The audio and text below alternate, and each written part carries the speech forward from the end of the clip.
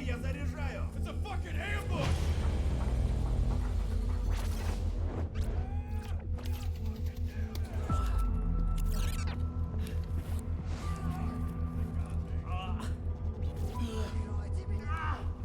Shit, I'm hit! I see the end. Where the fuck are you? I can't have any rounds left now! Shit, crap. Hey, Daniel! Just let it pass, you won't die!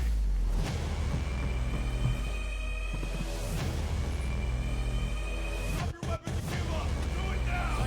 Hey, Daniel!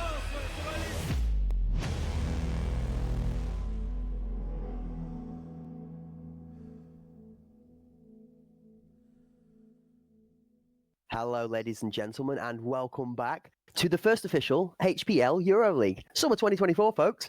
Today, I'm Cracked Wisdom back today, joined with a fresh face to the casting scene and one that's going to be joining us, I think, a little bit more frequently in the future. Blue, hello. Hello there, Cracked. Hello there, everyone. Thank you so much for the warm welcome. I'm super excited to be here. Looking forward to hanging out with chat and looking forward to some banger games, Cracked. Yeah, banger games. Speaking of which, we had a load yesterday and other banger information coming your way. But I believe before we get into too much of the nitty gritty, to help welcome you back in, we have a short trailer from our sponsor. So Gigabyte Aorus is going to fly us in with some phenomenal graphics. Ladies and gentlemen, enjoy this.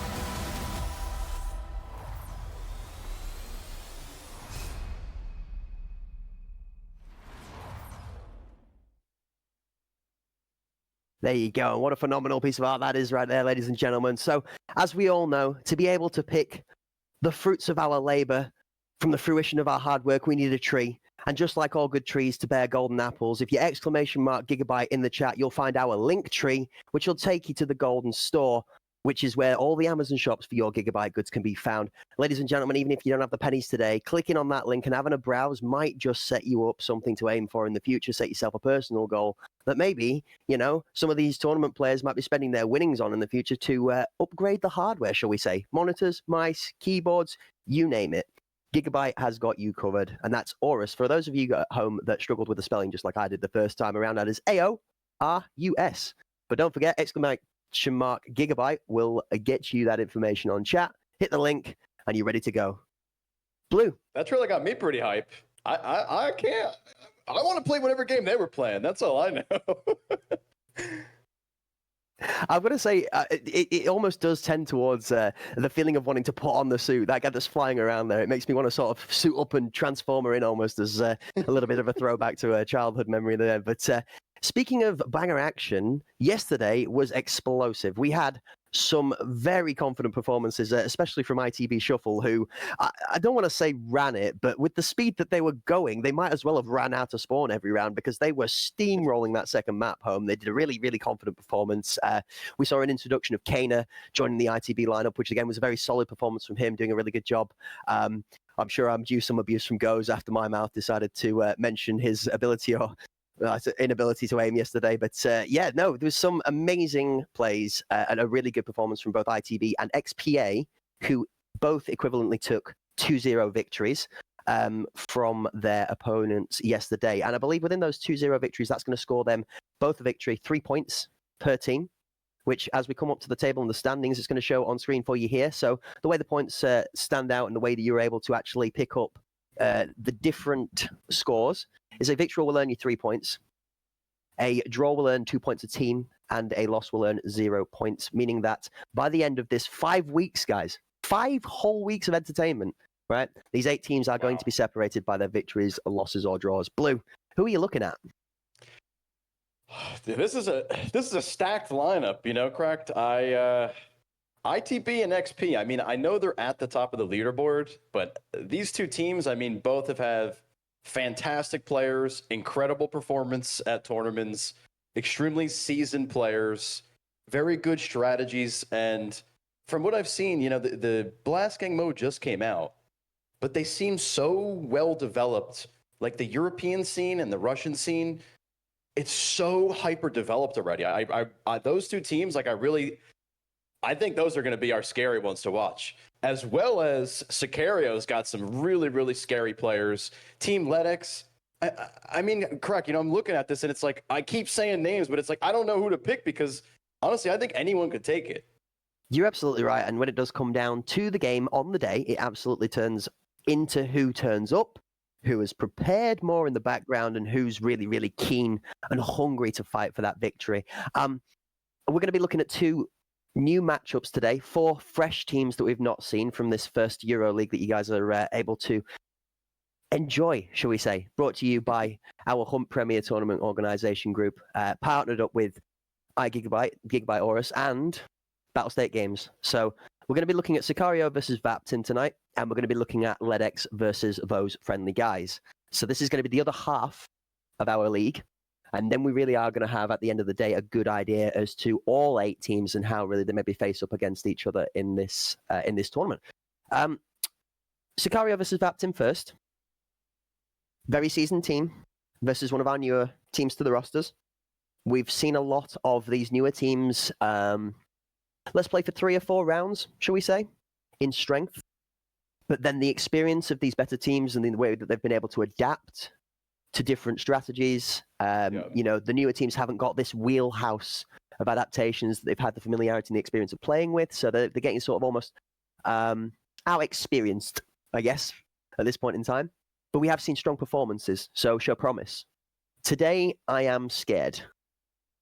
Now, I'm not a caster to foreshadow too much. I like picking a nugget of wisdom out of the air, but I think after seeing the Sicario side play so much, I don't know what's going to stop them in this Vaptin lineup. Like, I'm hoping to see a star player pull some magic out, knowing some of these Vaptin players and actually looking at some information from scrims that I've had from people feeding in the various backgrounds.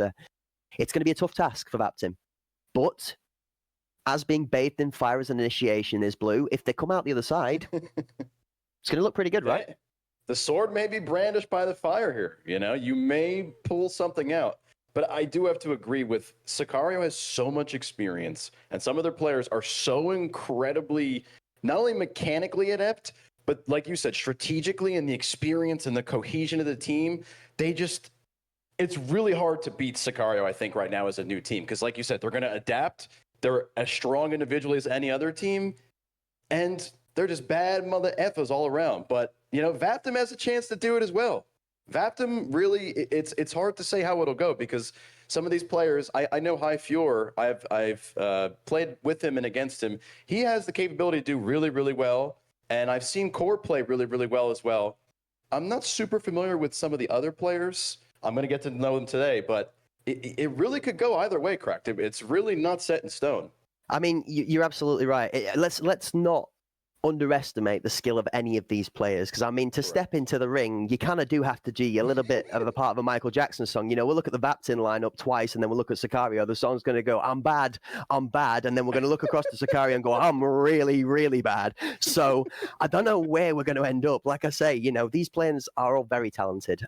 They've all earned the spot here, but it does take a lot to take out a team that's had both experience and professional testing. Like, these players have gone up against the likes of XPA, the likes of ITB, who have been very explosive and dominant yesterday, and they've held their own, even taken maps off of them. So, potential's there. Bringing us into our second matchup, which is going to be Ledex, we'll be seeing a little bit later on, versus those friendly guys. Now, I have a little bit of bias. We had TFG here with us on the casting desk yesterday, and he is one of our loved parts of the Hunt Premiers tournament organization crew and our casting camaraderie. But I have to say, it's going to depend not necessarily on them, because I know that those friendly guys that turn up will turn up. They will perform to the best of ability because that's what they're passionate about, and I know they're going to give it their all and have a good time. The LEDX lineup, however, has seen two sides for me. An exceptionally strong LEDX when they're on the ball, which makes me entertained. It makes me excited for watching them play. And then a LEDX sometimes that doesn't quite show up. The Weetabix maybe was forgotten on the way out the door. We tied our shoelaces the wrong way round. I don't know. Maybe we didn't pet the cat on the way past. All right. So anything could happen. Superstition is a fiend. Or the dog, exactly.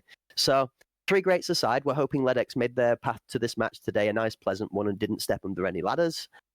If they're all here, again, TFG and those friendly guys are going to have a very tall task to face. Yeah, I think the LEDX match versus the friendly guys is, I think it should be fairly competitive. You know, if LEDX really turns up, I mean, Tokyo, LEDX, Cash, Danny, and Banshee, I've seen all 5 of these guys pop off on Team LEDX. But like you said, you know, maybe they didn't pet their dog that day. Maybe the goldfish accidentally fell in the toilet and got flushed. You know, something happened to distract them, and they don't show up.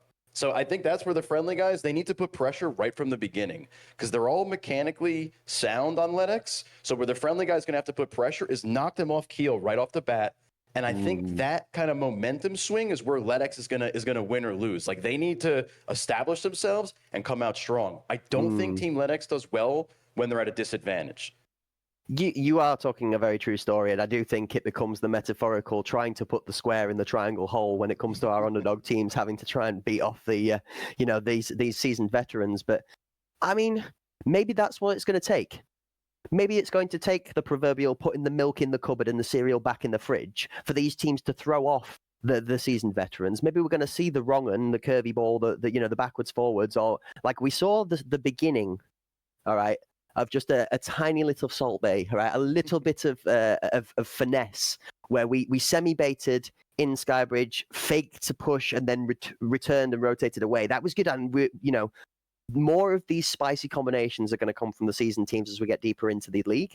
But I think also it's going to give a chance for enabling some of these underdogs to be able to find their niche, right? Do we have a team that's just exceptionally good at sneaking a guy around the flank that capitalizes 3-4 players? Are we going to find some of these grenade gods? Which, I mean, let's be real. It's been raining gold coins from the sky when it comes to utility at the moment. It just does not stop. I mean, we had one of our players yesterday had 5 kills on his scoreboard, and of the 5 kills, 4 of them were grenade kills. He'd managed to put 1 bullet into somebody's head and still had 5 kills on his name. Like, that's wild. And ball was very, very common for those grenades today. So, that's going to be something we're going to be looking at. Speaking of matches and maps, Sicario and Vaptim are going to be playing on 2 maps today, the first of which we're going to have a look at now. I'm just scrolling for my bits. For Team LEDX you're looking for, or Sicario? Sicario versus VPM we're going to be seeing first on Bay 5, I believe. Right. And Vaptim are starting on the defense side. How do you like a Bay 5, Blue? I love Bay 5. I'm biased. I love the heck out of Bay 5. So, personally, I think defense is a good way to start. I think choosing defense is really strong because understanding these teams' strategies, it should only take a round or 2 before a default is established. So Sicario may have 2 go towards A, 1 in mid, and 2 going towards A main. And if Vaptim recognizes that right away, it's a very, very strong position to kind of counter from, because a lot of teams will run the same strat. If there's 8 rounds, they'll run it maybe 4, 5, 6 times, depending. There'll be some variables and they'll maybe execute some things differently, but most teams are going to come in with 1 to 2 consistent patterns. So if the defense team can recognize right away what they're doing and counter it, I think that's where Vaptim may have a chance against Sicario. Fantastic. And I think I would agree with you there. I do like the idea of being the attacking team first. Personally, so far in the league, it's looked the strongest. I feel like a lot of the people that have played to the advantage of taking that tempo, winning 4, 5, even 6 rounds as the attacking team, and then falling back onto what I think is a safer half in defense than it is to be offensive, because I feel like it's easier to claw back a disadvantage as the defending team second than it is to claw back a disadvantage as the attacking team second. So I like the position for Sicario. I think that Vaptin are going to have to really slam home that they are meant to be here by showing a strong defensive side. We need to see 4, maybe 5, even potentially 6 rounds from Vaptin in defense here if they're going to challenge Sicario for this first map. And Bay 5 is one thing, if nothing else, Blue. Hectic. Close quarters and very quick pace, right? Hectic, quick, and the only map that really has like a middle of the 3 current maps. So there's a lot of rotations and pivoting and variable plays that can come out on Bay 5. You know, Skybridge and Bowl have 2 kind of linear sides, and you have to, there's only so many ways to go. Where this, you can cut through the middle, you can push up towards parkour, you can go toxic, you can cut into fuel, you can cut towards maze, just from one lane. You know, there's so many positions you could move to. And we are going to be seeing Skybridge in our second map to follow this up with as well. So depending on whoever it is that takes the first match here, they are going to go into that second map today on Skybridge, knowing that they are at least going to be taking home 2 points, because that's how crucial each of these matches are. You win the first round, that does not guarantee you anything.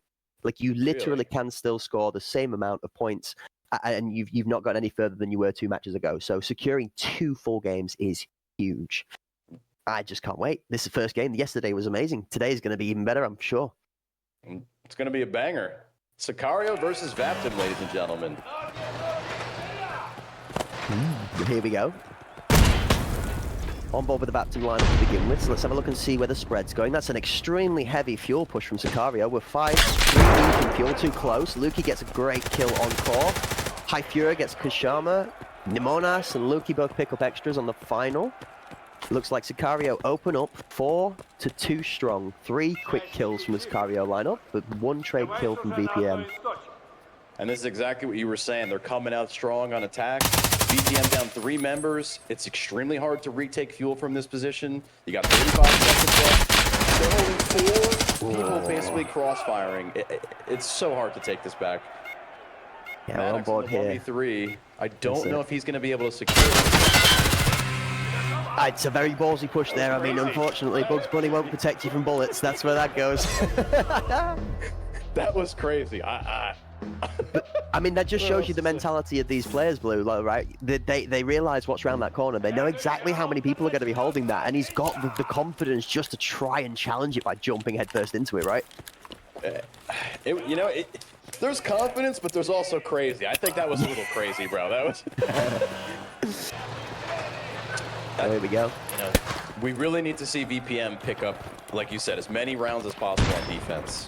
Because I don't, if they pick up, if Sicario picks up 3 or 4 rounds right off the bat, I think this game is over. 3 strong from Sicario as we're pushing into the closed site. A great set of shots there takes out Kenkan, who now can for this round. Furlex, definitely no slouch with it. Ooh, Zach picks a wide angle. It's a great shot. Furlex covers him with the second. That is great teamwork. Good double swing. Sick Individual gets one inside as Zaki goes down. Sick Individual gets a second. Sick Individual no slouch in the close as well. He could clutch this up, so keep an eye on him. One to watch. High Fury. Sick Individual moving quickly, rotating out to the left. High Fury here on the outside. We're seeing 2 strong on his left. He's going to have to challenge. Gets the headshot. An insane snap. Look at the trade. Furlex closes it out. What a hold, actually. That was looking really scary for a second there, but a good hold from Sicario to maintain the composure. Oh, Blue. Yeah, I mean, the 2 opening picks by Sicario were quickly traded out by Sick Individual, and yeah, I agree. I thought they actually had a chance of winning that round. I mean, there's few things that make goosebumps go up on my skin, Blue, but I'm telling you now, Sick Individual is very well named. That's all I'm saying. So sick, bro. So sick. I'm glad you said his name because I thought it was some language I didn't understand and I was so afraid to say it. Me and TFG had a moment of calling him Skin Devil for the longest time, and then we got a correction, so we have to beg the man's forgiveness, but I mean, his gameplay speaks more than enough. Screw the name. We don't care what he's called when he shoots like that. He's just so damn good, man. We just need Sick Individual and Ken can. Look at this nade, ladies and gentlemen. On board with the F1. Just misses the peak coming out of spawn. What a great set of camera work there. Sick Individual, he's here again. Sick Individual really putting the pressure on Sicario. Sicario's playing this a little bit different. They rushed into B, then rushed into A. Now they're playing a much more passive, controlled position. They're playing under slanted by Tetris and kind of controlling their side of middle attack. I Brother. wonder what they're looking for. Nemo does not realize how many blue individual bodies are stood opposite side of scenery to him. Oh, maybe he sees one through. He doesn't care. He's carrying the bomb. Yeah. Nemenos is a very, very scary player. Incredibly mechanically. Just everything about this dude. He's so good. Oh, and Zaki taking out Core. Big pick on the back alley. It's a good call, is that? Because that's one of the wide angles that would have challenged now. So VPM getting squeezed a little bit. I can't see the name, but the lad who's in A main holding right now, Ken Can. What a shot from Maddox. Wow. I think you might be right. I think it is VPM. Ken over there. VPM, they had the bomb, you know, they had the bomb down, but they didn't really put any pressure on it. They just got robbed. I'm not going to lie there. Sicario getting a little bit lucky. VPM managing to actually let them get the bomb out in the middle. That was really tough, and they've done the instant rotation. Now, this is the play. Take tempo, big swap. Going to have to defend Maddox. Maddox baits the first set of shots, doesn't peek quickly and aggressively. Trying to do some gameplay, mind play with the flashlight.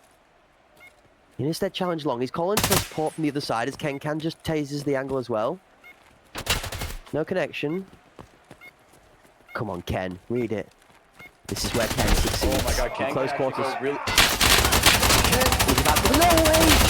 Ken Can! Oh! Oh my god, the whiffage! I think he knew the other player was a connector. He needed... Oh no, Ken Can! We need Ken Can! Oh, that was a tough round. You know, this is the kind of situation, Cracks, where they had the advantage. They got 2 opening picks. They had bomb in a terrible position for Sicario. And they didn't control it. They stayed on A. No one even made a play to control it. I don't even want to say that. I have to counteract, actually. I think I contradict, but just the Sicario pace, the decisiveness. It wasn't, we're going to potentially challenge for that. It was immediate. Get that bomb now and go. And they did. Robbed it right from underneath the noses. And then, oh, I'm over the grenade. Looks long, looks good, but there's nobody there. Great throw. No one home. Yeah. Yeah, no twos on that guy, but less of the cricket puns, more of the game in. Oh, he's... Still one player on A, one on alley, one in A main trying to hold. Ooh, Furlex picking up sick individual. Maddox picking up Kiyoshima. They're just trading it out right now. Yo! Nemo! Where's Nemo? There he is. We have found Nemo, and he's angry. Sicario showing us the real width in this lineup and the breadth of talent that's brought to the table when all 5 of these players come. As Furlex just swings, might as well have just swung one-handed. He gets the 2-for-1. So clean, so crisp. This is what we were worried about, Cracked. I mean, this is such a Lukey 7-0 for like 6-1. I've got to be honest with you, man. This Sicario lineup is just built full of demons, and as much as there are sick individual, Core, Maddox, Ken Can, all on VPM, the Sicario lineup is just that good, man. Lucky, when he pops off, does not stop, and we've seen this before from Lucky, just dropping 10s, 15s, sometimes even 18 or 19 bombs, just casually. Oh, Burlex with an aid. Oh my. The hot pot from hell, the one meal you don't want to eat because you won't survive the outcome. Oh, nice little airborne flash. Nemo not quite getting the abuse for that. Ken's in an interesting aggressive angle. He's holding their main. I think Nemenos might pick him up. Oh. I'm going to say, does he not get caught out here? If they read that play and they play aggressively too, is that going to... That's a good nade. Not quite in the back. Oh, so unlucky. Just caught on the door frame. I don't know if they know Ken's there or not. Oh, he trades him out instantly. Ken was in a good position, but got traded out. Zaki picking up Core. They're still in the main, but Nemenos says, screw you, I'm still going to plant. Oh my god. And that's it. It's over. They're just all dead. It doesn't matter whether the bomb goes down or not, because nobody's there to revive it. Yikes. Holy cannoli. The confidence with which they're pushing it is insane, and the one round that they've looked slightly shaky was they didn't keep the pace. Notice, Blue, they're straight out of spawn. They know exactly where it's going. It's so quick and it's so decisive, but this is the difference between a seasoned team and a team that's getting a feel for it. I expect VPM maybe to take 1 or 2 rounds here by when they get the feel for it. They are slowly starting to find a footing, but they're just not ready for the preparation that's clearly been put in by the Sicario lineup. Yep. And you know, this, we talked about default strategies before the game, and you could see Sicario's running down A pretty much every raid. That's beaut. That's so good. Good night, Sweet Prince. Ken Can eats the under arm grenade. I just, what is he doing, my friend? Oh, Nemo. Good. Looped it like a fishing rod. He's gone fishing and he found himself a can. Oh, man. You're taking that one. Yeah, good for 2. Woo! Gets traded out instantly by Nemenos. No B control. Sicario going to easily plan, it looks like. Retaking B is going to be super hard for VPN because they just gave, as soon as a team has full control of B and you're trying to retake fuel, there's just so many different angles you have to clear, and they can crossfire. Like, right now you see the crossfire, they have 3 people that can trade each other. Exactly. This is where the experience would come in, right? This is where your team would save a grenade to try and retake. You only need to throw a grenade in there to just try and get an opening so you can isolate a 1. I mean, Maddox has got challenge here on his left close. He knows where he is. He's got to time the second, and he gets swung by Zach instead. He slaps everything away.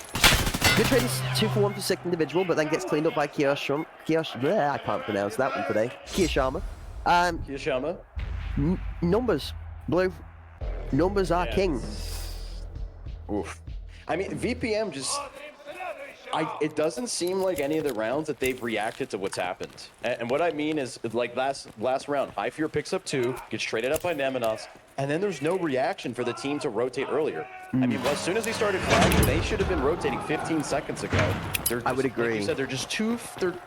This team, Sicario's just too well seasoned. It just doesn't seem like they're on the same level right now. Yeah, you're not going to be able to catch this team out with just one. Oh, this is a good nade. Look at the angle on this bad boy. Bounce off the container and down. No. Aiming for the toilet. Let's go, ladies and gentlemen. The toilet tag, not quite good enough, but basket's not what we're looking for here. We need to see bullets hit brains. But a great effort nonetheless. VPN has a really good default, but they're just not holding the site. They're not picking up the frag. High Fury swinging. One of the hole about to get traded out. Theo getting picked up by Maddox. Furlex picking up High Fury. That's a good hold up from Maddox, actually. He's in a good position now to try and do some work. He doesn't get over-eager. Take your time, take your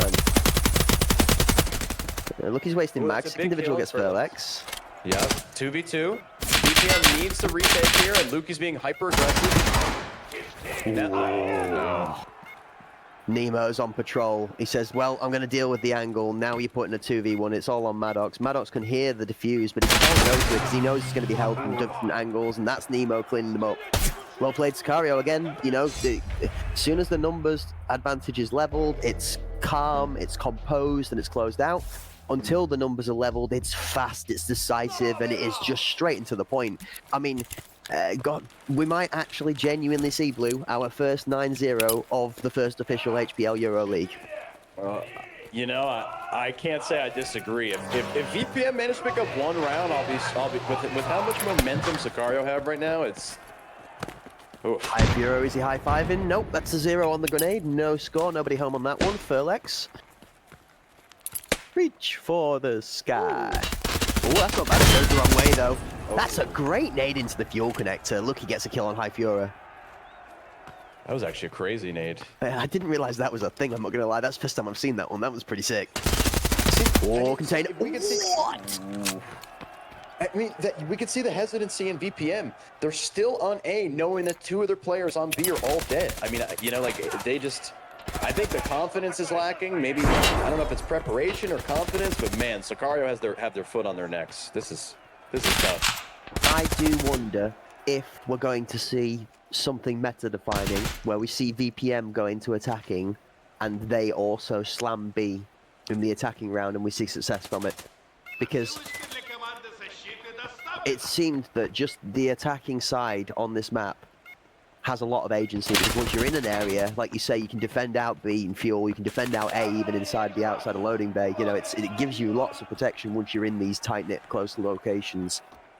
So this is some width we've not seen any play from. Kenkan going on a big round the outside. He got baited. He got baited by the... He doesn't know it's on A. He doesn't even know. He's got 20 seconds to find out. He finds 1. He's got 3 more men to get through and a bomb to find. He's only got about 13 seconds, give or take, because he's got to get the defuse in. Now it's just a game for Pride. 2 down. Ken for 3, not quite. On the back. Go on, Ken. Pride on the line. Wow, he does a good job of it. 2 will take.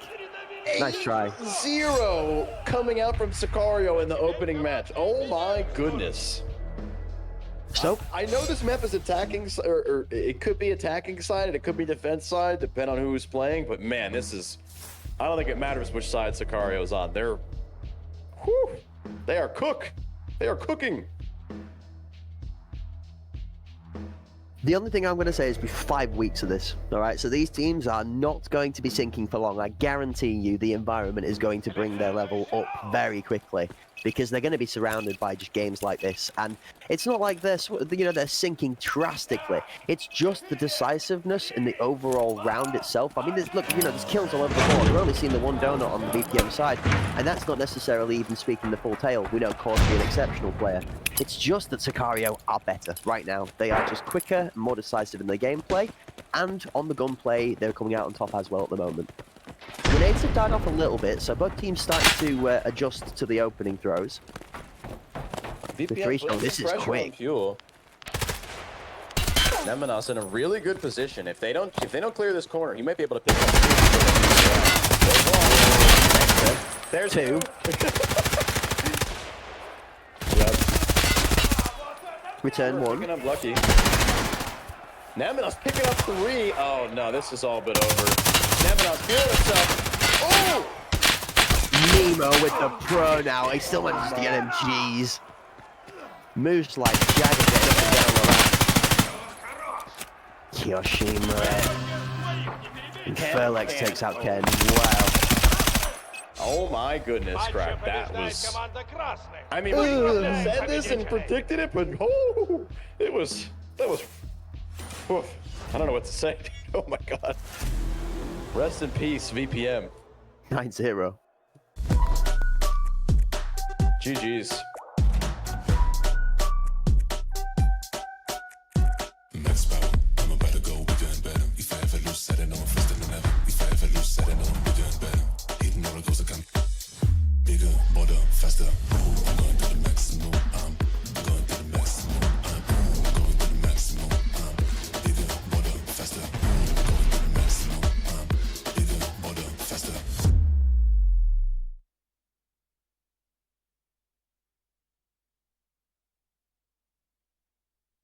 Bigger, bolder, faster. I mean, I'm gonna pray and hope. Yeah, I don't know whether I might need to mute myself after how quickly that went down. My good lord, that was a quick one. Now, let's not take anything away from the Vaptum side. All right, there's some great plays from Sick Individual. There's definitely some talent within that lineup there. But Sicario, I mean, did Lucky die? I think he died once. I Probably was a lucky death. I see what you did there. I like that. Smooth. Nice. Nice. So that was dominant. I mean, that is the most dominant performance we've seen so far. Every round, it didn't feel like the two teams were competing. It felt like Sicario was, we're going here, we're taking this bomb site, or we're going here and we're taking over this village. Like, whatever they wanted, they pillaged, they took over the village. There's nothing left, man. 9-0 is a scorched earth performance. And mentally, you know, it's so hard. Even if you know the other team is really good and really experienced, 9-0 is it's getting bashed over the head over and over and over. Like, your mental is so fried at that point. It's so hard to perform after something like that. It's so hard. But is it? Because we have two caliber of gamer, right? You've the one that sort of goes, okay, right, that's it. Spaced out, we've clocked out, that's it. Punch out for the day, I'm going home. We're done mentally, not in it anymore. We're just kind of here now. Or there's those that clock in, like I'm mad. I'm really mad, but I am locked in now. So maybe that's it. Out of the fire, into the frying pan. We might see a Vaptum evolution. Could be a potential. We'll find out. Or we might see Sicario just continue on. It feels very much like the seasoned teams are fighting each other in their first matches to show the most dominant performance, to put their stamp on the top of the leaderboard, as well as welcoming in these less seasoned teams with a very much welcome to Tarkov introduction to the HPL EuroLeague, I think we should say. So, you know, it's all to play for. And the thing that I'm really liking is we're not seeing these seasoned veterans step down. We're not seeing them give an inch or a centimeter, because they all know full well right? It's not just one victory, it's 2 rounds, 2 full maps you need to take the advantage home from your match of the day. We're only going to get to see 2 matches per day. Yeah, with 5 weeks of these teams battling it out. So every day counts when your one result for the day could decide, your placement between first and second and third, prize money on the line, pride on the line as well, potential going forward for, you're fighting at this point for seedings for tournaments that are going to be coming up in the year. You're fighting for recognition for tournament organization groups to be shouting out to you and saying, would you like to come and play in our tournament? We think you're good enough. We think you could win this. Do you want to participate? So this really does set the standard and the table for our professional arena teams out there. And some are going to sink. Some are going to swim. So it's going to be very interesting. These guys are going to be, like I say, bathed in fire. I've lots to talk about when it comes to pace specifically. Right.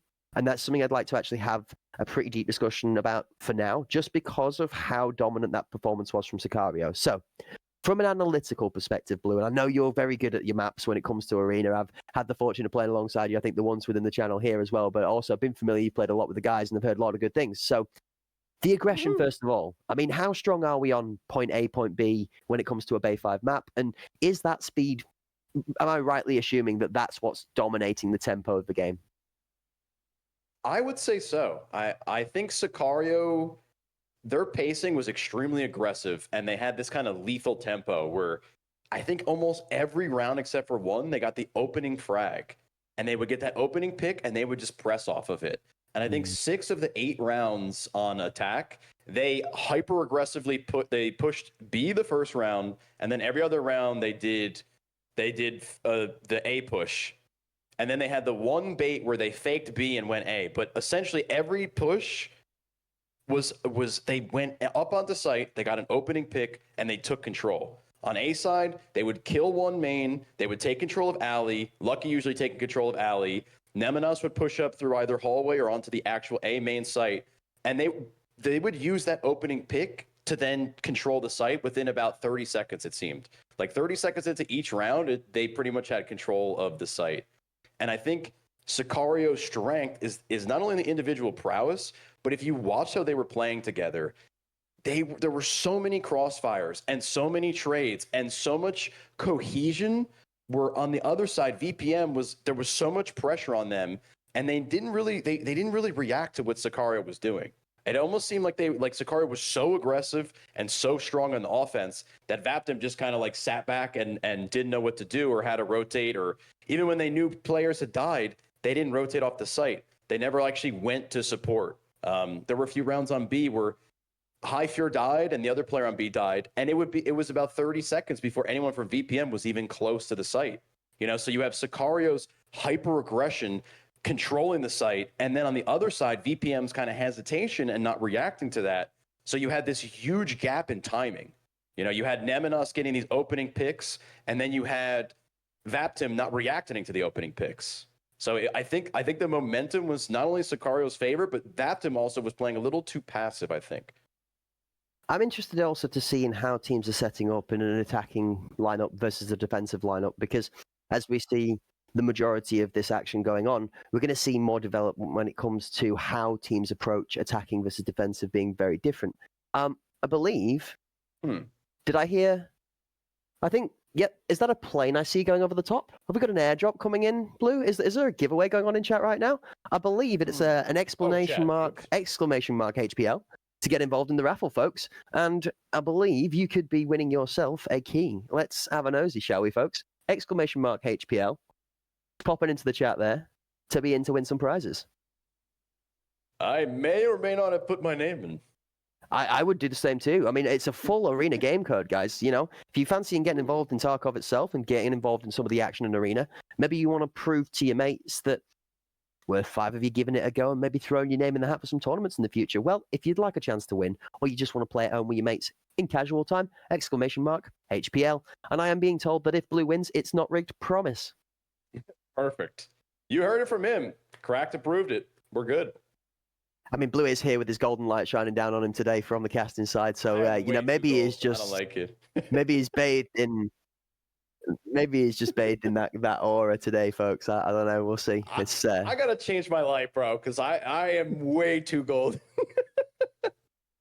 chat. I He's don't the know sun. why We've I'm a brought sun him in. child Yeah. today. Like, Britain's had like all of, I think, maybe a full week's worth of total scorching weather, and it's vanished for a day. So we brought a blue in instead to give us the glow back. It's just helping us out. Yeah. I just need some Let's- fake tanner, and I'd really be golden now. I don't know if we're showing the age, but it's almost David Copperfield-esque at this point, right? You know what? One thing I wanted to talk about, Cracked, with the last match, it seemed like we talked a lot about preparation, and I think VPM's preparation, it seemed like they were prepared, but Sicario was just that much more prepared. And so you have this team that's strong in team fight, bringing its past cohesion together, and they've adapted very, very well, I think, to Blast Gang. You know, it's much more of a strategical mode, less RNG and coin flip than team fight. And I think Sicario is, they might be one of the teams, you know, earlier I said ITB and XPA, but looking at Sicario, that was an unbelievable performance. And it just goes back to what you were saying, how we don't know how it's going to play out. You know, we really don't know. I'm interested to see, like I said, about more of the breakdown of how the roles work out. It seems like those seasoned teams look stronger attacking than defending, or they come way more prepared to attacking than defending. And here's the common, almost meta distribution I've seen so far is 5 members on the squad, right? So you've got, of your 5 team members, you've got, let's say, a 2, and your bomb runner, all right? Your individual player is almost actually, let's say, the middle finger in this scenario, okay? So you've got team 1, team 2, and your playmaker, all right? Your playmaker carries the bomb in between 2 teams of 2 that are going to challenge either point, all right? The defending team is going to spread, you'd think, 5 individuals out holding a wide set of angles to understand where the bomb goes, and then when they get information, you're going to readjust and clamp down on a site. If it's just quick, and both pairs of 2s and your playmaker slam a point, you're only going to have a maximum at that point in time, 1, 2, at most 3 defending heads covering that position. It's a 5v3. And the 5v3 is showing out. If it's done at pace, you can't have those other 2 members react in time. So it gives the attacking side with a plan and a definite charge an advantage. The teams that are less prepared, that are slower on this attacking side, are finding difficulty because of the same purpose. Instead of, all right, we'll flood the point in and we'll get in there quickly with a strong numbers advantage, they're playing a little tentatively and trying to figure out, did the defending side push 5? Yeah? Did the defending side not? Because here's the thing that we've not seen so far. A lot of teams are spreading wide and then trying to figure out which way the bomb's going and then adjusting. We've not seen any team throw just 5 at the defense of 1 point, and if you don't see anyone for 30 seconds and the bomb goes down, a full retake, and I mean an actual retake from one side of the map to the other. It will be interesting to see going forward if some teams prefer the entrance onto a site, attacking, for example, in Skybridge, which is the map we're next going to go on to, on the A point up by Winery, okay? And I'll put this to you as a more experienced arena player than myself, Blue, I think. But you get onto the A point, and you're tucked in that box. But if you get the plant down, and you step away from it, you have so much more agency to defend off that plant. However, I really like retaking that A site from the outside. Like if you don't have bodies being picked off from wine or being picked off from the long angle at the top of the escalator on the far left-hand side, you give yourself 5 people to push up from their escalator. So long as you maneuver that flank correctly, that angle is hell on earth into the back of where they come from the spawn from. Because you just have a better width and a better breadth. And then the closest scenery from them as they are set up to face forward towards you is a very long distance to cover, or they reposition into that point box, at which point they're then trapped in the box that you ran away from in the first place because it's dangerous. Yeah, it's I think if you have a team that's going to give up, like, let's say, so we're going to talk about, they're going to be playing Skybridge. So let's say you have 5 defenders on A and no one on B. Or actually, you were just talking about A. So let's do 5 defenders on B. Let's say attackers take A. I think if the bomb is planted on A, even if you have all 5 defenders alive, it's very, very difficult to retake Skybridge A. Specifically because if you plant the bomb right, you could plant it so it could be seen from VIP, from short, from sandwich, from the other side back towards mid connector, from headshot box, or from like the front of headshot box. Basically, if you picture all of A and the bomb is in the middle towards VIP, there's so many different crossfires that the attacking team could waste 15, 20 seconds of the defense just by, maybe one person holding the rotate. And then to actually retake and kill all 5 within, let's say 35 seconds is super, super difficult. It's really difficult to retake A because, again, it's such a powerful crossfire. And the player, if you can get the bomb down and have 1 or 2 people inside VIP and they cover one side looking towards their spawn towards escalators and one actually looking towards site, I mean, you can't really touch those 2 dudes if they're fraggers. If they're really good, it's super hard to take.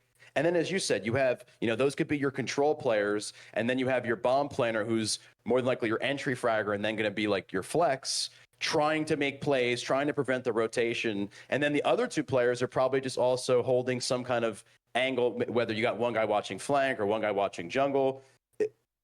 I think if you just gave up A and tried to retake it, like it may work if you're really good at it, but I think the utility will kind of determine whether it works or not. Like if they wasted their nades and they wasted their flashbangs, I don't see how you kill 5 people and retake A if you're rotating off B like in 50 seconds. As soon as that bomb's down, like I don't see how you just get it done unless the attacking team that has the bomb planted is giving bad ones. They're taking bad 50-50s. They're peeking when they don't need to. They're holding too aggressive of angles. I think a lot of this meta is something that people don't understand yet. And I think the meta is playing to win the round, not playing for kills. And I guess that's the big global point I'm trying to make is too many teams right now are playing to get kills. I want to pad my KD. I want to be the superstar. I'm the main character.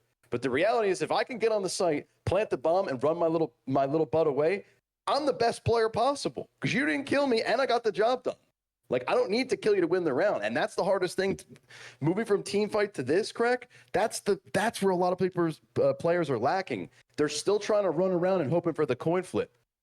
Absolutely. They're not ready for the control and the methodology and the strategical crushing of a site. They're not ready for that. Proper prior preparation prevents being able to speak, apparently, according to me. But we'll ignore the stumble on the words and we'll hope that Baptim is going to be able to not stumble, shall we say, over this next map coming up against Sicario. But I believe we have managed to acquire ourselves a victor, just existing. Congratulations on just existing, but in doing so, you've actually managed to win yourself a Tarkov Arena full game code. Congratulations. If you make yourself known in the chat, just existing, give a shout out to @Julie. You will be able to claim that prize and get yourself involved in some EFT Arena action. Ignore me. Folks, I apologize. We gave Julie a holiday. She's worked way too hard. Absolutely well deserved. And it is going to be shout out in chat, I believe. Julie, I love you, but get back here. Yeah. We'll be coming into the match very shortly, guys. Vaptim, correct. Who's defending? Who's attacking this side? So we're going to be seeing the swap. So as we had Vaptim defending first time around, we're going to see them, I believe, attacking first this time around. Interesting. And it's only fair. I mean, give both teams a chance, right? It is Sicario going to be defending first. I believe we are going to be having a quick nosy at our Skybridge map here. Zaki going to be using the only defensive nade, nading short. Oh, wow, bouncing up the wall, picking up a kill in VIP. Here we are. Speaking of VIP, good little swap there. Let's dip ourselves into wine as we watch. Ooh. Where's the bomb? Wow, Paul gets one, but then Furlex swings him. High Fury gets Furlex. High Fury now last alive. Where is the bomb is the right question, I think, at this point, eh? The bomb flew to mid-connector. Oh, look at it. Hey, man. Whoa. How's it going, Zaki? How you doing, man? Operating. A little bit of a peck on the lips. He's having a good old time. He's just watching that corner. so, this is almost like the reverse of what we were just talking about, Cracked. This is the defense having the bomb down on A and also trying to reload. Oh, that was some really good shots. That was a good attempt, but unfortunately not managing to find it. And that's Sicario with the first round. Sorry to interrupt you there, Blue. I actually, for a second, he looked like he had that. The crosshair placement was ever so slightly off, just a little to the left, Nephew, and he'd have had that one nailed down. But next time around, we'll see High Fury, I'm sure, show us a high five for great success. On to round 2. Granadas, we see a singular lethal and 2 flash on the table here from our VPM lineup. One in hand on High Fury. Where are we going, Blue? Are we going to swap sides this time, do you think? No, I think they're going to run it A. I mean, they came out and I think VPM is probably going to rely on the same strategy. Ooh.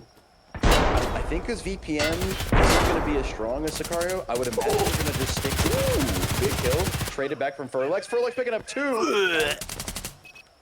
Oof. Furlex is one sick individual getting taken out by Maddox. 3v3 bomb down. Did you see the return from Maddox on the side there? He just snuck out of VIP and stole his head from him. Oh no. Maddox now, the rat of the map, waiting inside of VIP, just having a little diddle about. He's having a little dance to himself here. Yeah, what? This is a good effort from VPL, and then as soon as I say it, I curse 2 of them into the deaths, unfortunately. But it's all on Maddox. He's more of a mad cow than a Maddox this time around, not quite having the strength to be able to turn that one off, and Sicario pulling the second round. These are getting wild, Blue. It's going all over the place. You know, these Sicario guys, they need to calm down. Nemenos is going way too crazy right now. They, you know, VPM, I think VPM's feeling the pressure, and they're just going to probably keep running the same default. That's kind of what they did. I guess we didn't see them attacking much last game, but my guess would be, correct, they're just going to keep running it A over and over. But it's not working, so where's the pivot? Where's the response? Where's the nades to where the defenders are playing? Where's the flashbangs? You know, we're going to see this adaptation out of them. That's a good nade from High Fury, well thrown, but there's nobody on the side. Notice how aggressive Sicario here. They're so far pushed up, that nade's no good, but there's 2 strong from VPM to begin with. Zaki trades 1. 2 for 1 so far. Big swing from Ken Can, but it's just not his day today, unfortunately. Swinging there, you know, he's running out and swinging a little too wildly. It's not really methodical. Like, he didn't have the opportunity to even kill the guy because he was moving. Hunter picking up Nemenos. The 3 top side. Ooh, Zaki actually going crazy this game. Still alive. See, this kind of setup. VPM. Ooh, nice pickup. 4v1. Hold up. Before is this it? Is this the round where VPM take a round off Sicario? I'm not going to lie to you. There's been some great work done from loads of players here. It seems like Ken Can has resorted away from Ken Carton and has come back to Ken Can with a little bit of a stronger resolve this time around. Rather than folding like a paper bag, we've seen a very, very strong push from VPM here, and it's all on Kiyoshima to stop him taking a round off of him. Yeah, really good dancing by And he's down! Pressure. Nice! Ladies and gentlemen, VPM are on the board. Let's go. I believe it was Sick Individual on site, and he was doing a great job of playing around that objective. They didn't peek. VPM actually, you know, I got to give them credit. They did a great job there, Crack. They didn't peek after getting the bomb down, and whoever was on site was dancing around. He was dancing around with Kiyoshima, and he wasted, you know, 25, 30 seconds just trying to find that one guy. You know, that's exactly how they need to play it. Absolutely. Great job from VPM. I mean, you've called it out. You took the words right out of my mouth, Blue. There's control, there was suppression, there was good, like, confidence and not overplaying and over-aggressing, and then just decisiveness in the close. That's what we want to see from a team that's challenging. What a shot, Demo. Oh, Demo kisses Ken before he puts him down. Night. Sick Individual! What is going on? I mean, Sick Individual's been known for his nades from time to time, but it really does pretend. Like, how many hot potatoes are we ready to see? Oh, We could open up our own Spud van at this rate. They have. Oh, here we go. Sick Individual and Lucky. Ready for the challenge. Is he going to raid the train or is he reading long? Oh, no. So patiently and well. They rotated out. Ooh. That does look at Sicario's positioning. You see how they have the entire control of B. They rotated quickly after Nemenos got picked. And, you know, VPM don't have anything for free. They're going to have to fight to get any lane. And look at the anchor here. So now you've got Lucky inside of the train. Furlex moves up to support him. They're pushing bodies stronger up. They're taking ground bit by bit along these trains here to make sure that they don't just give a free one-off to the VPM members left alive. I mean, it's only 2 people, not but giving them if the anything. bomb goes down, it changes the tempo, because in the B point, once that bomb's there, it's a lot easier to cover it off than it is to get it deactivated, I think, in this position. Oh, sick individuals. Oh, you're disgusting! What was that? He's sick. Oh, and then he runs in and dies while running. No, not like this. Oh, Zaki's better on the angle. Sick individual, making my skin stand on end for the second time in this. Jeez. Zaki didn't go too crazy last game, but he is popping off this game. He is. Whew, he's playing super, super well. I think we're seeing him at home on one of his favourite maps, I think, here. And we're seeing a lot of the players that enjoy Blastgang really have found a home on Skybridge. Which is, I mean, the TFG was saying it yesterday, but it's right. Skybridge has found a home for a lot of the players that like this style of game. It was designed for it, so, you know, it is fit for purpose, and it's a really exceptional map to be playing on. We're just seeing just how good it can be right now from both these teams. I actually, you know, props to VPM. They're playing this one on much, much better than the first game. Oh, yeah. Way more confidence, way more control, responsiveness.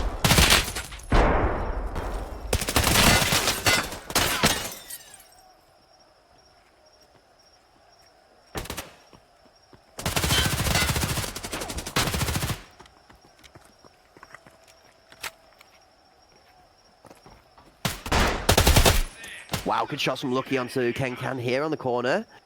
Right, okay, talk to me, Blue, because Nemo is on a bit of a scouting trip, all right? He's on a mission.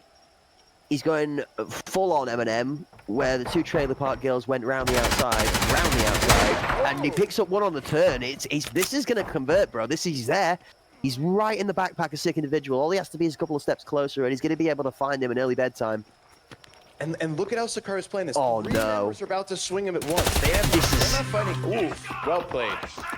That's the cohesion. Wow.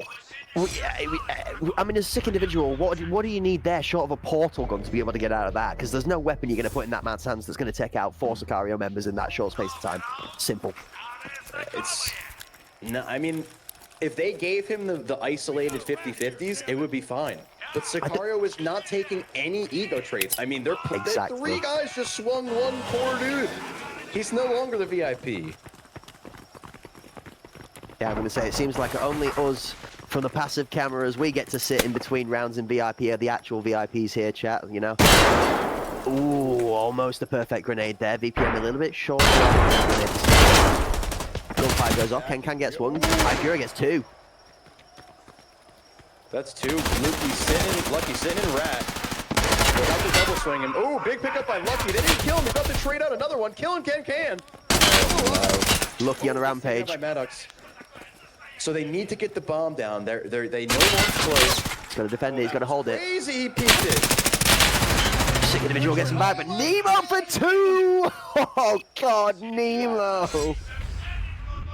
You know, and that's where VPM's inexperience to me really showed. They got 3 opening picks. They didn't hold for the planter. And then when the first guy died to the guy swinging from electrical box on the left side of sight, Nem and us push up for free from behind. They totally forgot flank existed. Yeah, and he you've got to throw. You know? You've got to throw yourself out that decision, haven't you? As soon as that bomb goes down there, you've either got to throw your 2 remaining members at the first angle that's going to challenge you so that you outnumber them, or you just don't plan, right? You just have to push them off the point before you get that bomb down, right, Blue? Yeah, you know, and they knew it. Oh, grenade onto. They knew he was there. 2 kills already onto VPM. Sick taking out Furlex. It's Wow, a pick we're up from down Sick, to actually. 1 member, VPM. That was quick. Core picking up Zaki. I think. Oh, and Core doesn't pass the VIP test either. It seems like this VIP box is cursed for VPM. It seems like every member that is left last alive on the VPM side is banished to the VIP box and then just bedtime storied out of the round by Sicario. Exactly. This is... It's almost like they're writing themselves a fairy table where the Lion, the Witch, and the Wardrobe, and when you walk into the wardrobe, you get stuck in VIP this time around. Jeez. You know, just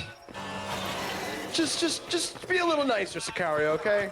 Stop bullying the VIPs. Maybe it's in the name. They're sick. True. I mean, the icon is. That's a good nade. small That's a with the- great nade. Goal! You know, VPM. Oh my God, Keo picking up another one. You know, VPM not responding to the fact that Sicario's been nading short or long every round. I'm surprised he ran out and got naded there. What a flick! Oh my God. Nemenos nutty is with it. disgusting, dude. He's disgusting. I am. Someone checking PC. Man is off on one today. Holy. Lost files right now. Let me see the man's beats, and I want to buy his gaming chair. Somebody send me the website to that. This man is steamrolling his way today. What a performance from Nemo. Oh, is he going to get both? High Fury says no. You shall not pass. Oh no. But you know, even though 2 got picked up, think of it. Sicario was playing so smart. 2 traded. It wasn't an isolated fight. Fury did a great job, but man, Sicario was just playing so well together. Yeah, I mean, High Fury, shorter body, and I mean, if he was name equivalent, he's just high right now, and he's going to hope he is when he walks into 3 Sicario members remaining left on this, because this is going to be a painful experience. Oh, High Staring Fury. at nothing. Sicario just chilling, playing the bomb, maybe playing some cards in the back. Those 2 guys, you know, they don't have to do anything. This is exactly what we were talking about, Cracked, about playing around the bomb. You don't need to kill High Fury to win the round. Oh, he knows he's 2 down there. There's one on the front angle, one on the cross. Nemo just says, nah, my swing. Nemo. I think before the game started, we mentioned Nemenos being incredibly strong, and man, he is disgusting. I mean, he's on fire, playing well both games. Lucky and Zaki both playing phenomenally. But Sicario's strength here, they're just this unit. You could see the cohesion. Every play is never isolated. They don't isolate themselves. I mean, And really this- fantastic showing. This is what we were scared of. And it is this case where in the HPL Cup, all right, the Arena Series Cup, we saw teams like Sicario, teams like XPA get challenged and step up time and time again. And, you know, it did look like VPM as a side had come into this one a lot stronger. And I've seen a lot more potential from this VPM side than we saw in Game 1. So I do feel a lot happier and a lot more confident these guys are going to have a good stage in this league. But Sicario are going to step up because all of these teams, when challenged, they do have a 3rd gear, a 4th gear, a 5th gear, a 6th gear, and a great nade, but nobody in Rat this time round. Keyhole. 2 potential. Sees 1 doesn't connect. A little bit of tickle. He's VPM actually faking the picking up the stairs. opening kill and getting the bomb down. Bomb's picked up. See, I don't like this VPM. This is the 2nd time it happened in the last game, too. They had bomb down and they didn't kill it. Core has no idea how close he is in. Now he knows. Core fakes the angles out. He's actually going to get it for his patience. Core with some great... Oh my conversion! Lucky with some good return, but... So where's the bomb? I think Zaki has it. Yeah, Zaki's got it. And that's Maddox picking up Lucky. last man alive. As soon as he plants, Maddox is going to hear this. Zaki is in the worst position in the world right now, though. Correct. Look, though, how have they not responded? He's not going to get it. Nah, he's He's just the Maddox is last reading guy. this really well. Good rotation from Maddox to get away from it. He knows his last, though. He knows all he has to do is just keep him busy. This is the smarts you were talking about, Blue. This is the gameplay you want to see. He doesn't need to challenge that fight until he has him free. Just takes the challenge. He doesn't need to die for it. All he's got to do is get bullets on target. He's going to wait for the rotation, reads it, and just plays cat and mouse with him. This is really well played from Maddox. He just runs him round in circles, and Ken comes in for the closure. I've got to say, this is what we've got to see. This is how VPM are going to take rounds off of some of these seasoned teams, is by playing a little bit of cat and mouse and just, I mean, forgive me a bit, but finally we're seeing Sicario having circles run around him a little bit for a second there.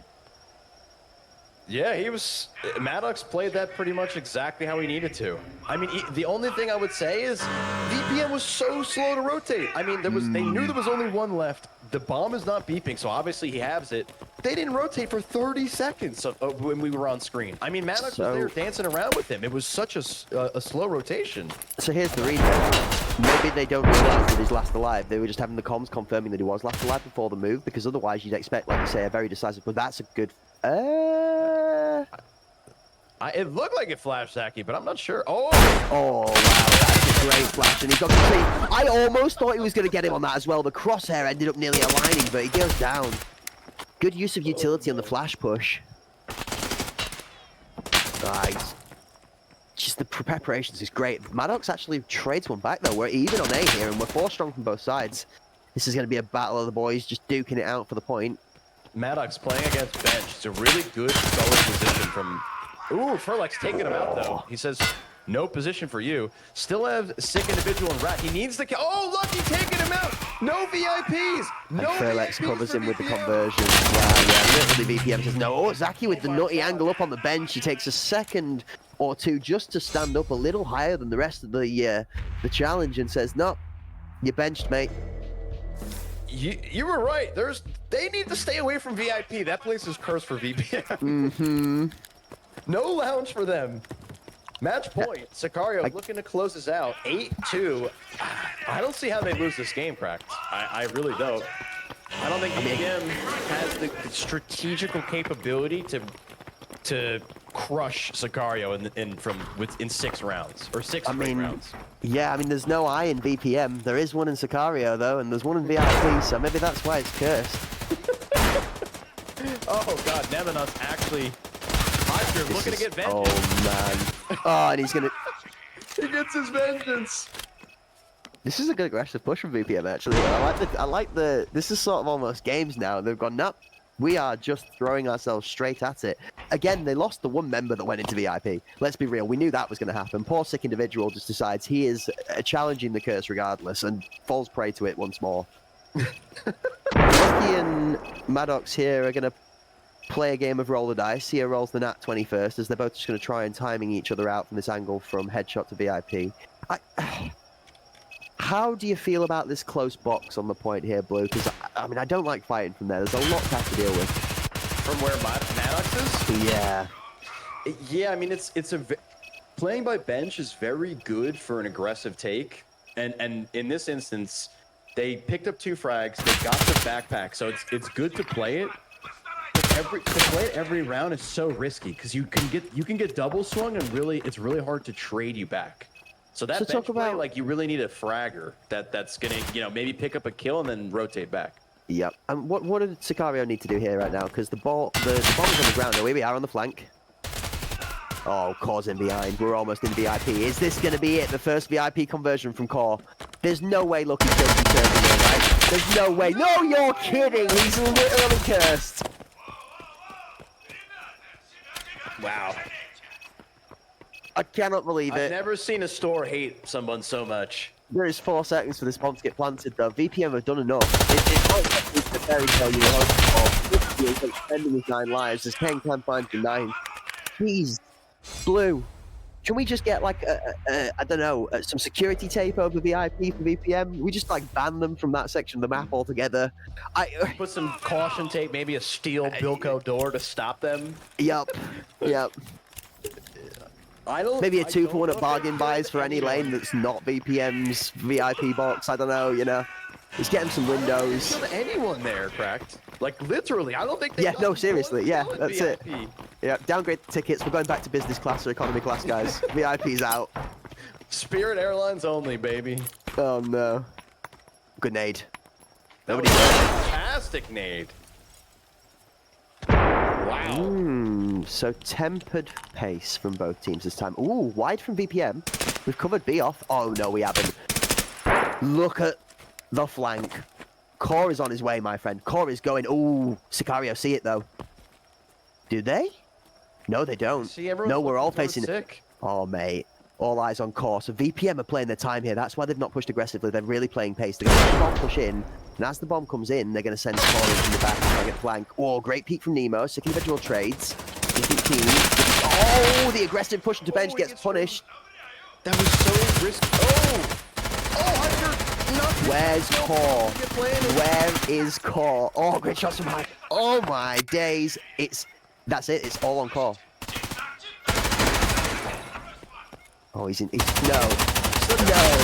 Ken, come on! Aim, Ken! Core kills the one from VIP. Core wants to win VIP. That's it. It's broken.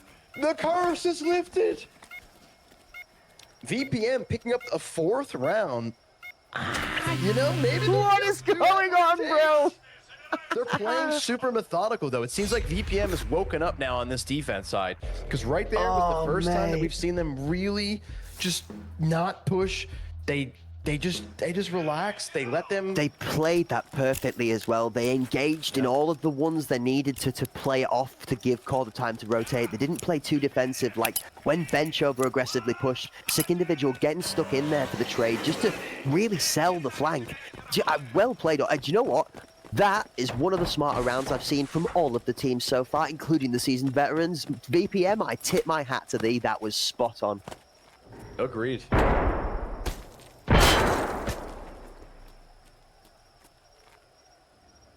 And, you know, unfortunately, Cracked, sometimes you're going to have to fight the Goliaths as the new guy, and, you know, you're going to get your butt kicked a little bit.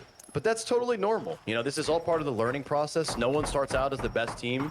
And we could already see, I mean, it's only been 2 matches. And I would say the confidence from the first match, which I would say is absent completely from VPM, I mean, they're in control now. Whether they win or not is a question, but they're in control of the defensive side, which is what we want to see. I mean, it's really a great job from them to see more confidence, more responsive plays, more control of the site. They're not giving any free peeks, and this is exactly what we were talking about. No one's peeking for free. No one's dead. They're forcing Sicario to have to take from them, and that's exactly how you have to play this. Come on down to the Sabam site, boys. Come on down. That's it. Listen to the silent comms you can hear as you see the bomb carrier Nemo with a slash out, looking left, looking right as he's getting information from people with audio. Skip flash over the top. Nice throw. No one's there. Just lucky. Great free fire. Ooh, I'm surprised he didn't get him there. This is some good pressure. 2 down. 1 for VPM. Great plant. That's it. That's what you need to do. And if you're in on this site, bomb is down. They've got 4 different crossfires going. Everyone's holding each other's back. One's on flank. I don't look down to 30 seconds. They're gonna kill. I don't see how they take it back. You've made the right point there, and it's exactly it. They've reacted within 1 round. They've reacted flank. They've decided, no, if that's how they're going to play is the long game, then we're going to grandmaster strat it our own way and just take it with pace. Shove hard, get the ball down, retake. No, that was. We're just playing a little too slow there. Nice Good kill. shots. Really good kill. Nice try, Sick. And he's out. And that's unfortunately going to be that. Sick. Ladies and gentlemen, that's all she wrote.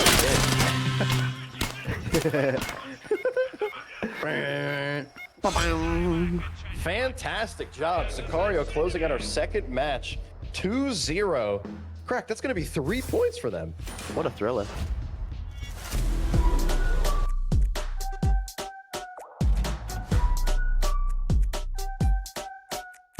Max power, I'm about to go, we're doing better. If I ever lose, set it on, faster than ever. If I ever lose, set it on, we're doing better.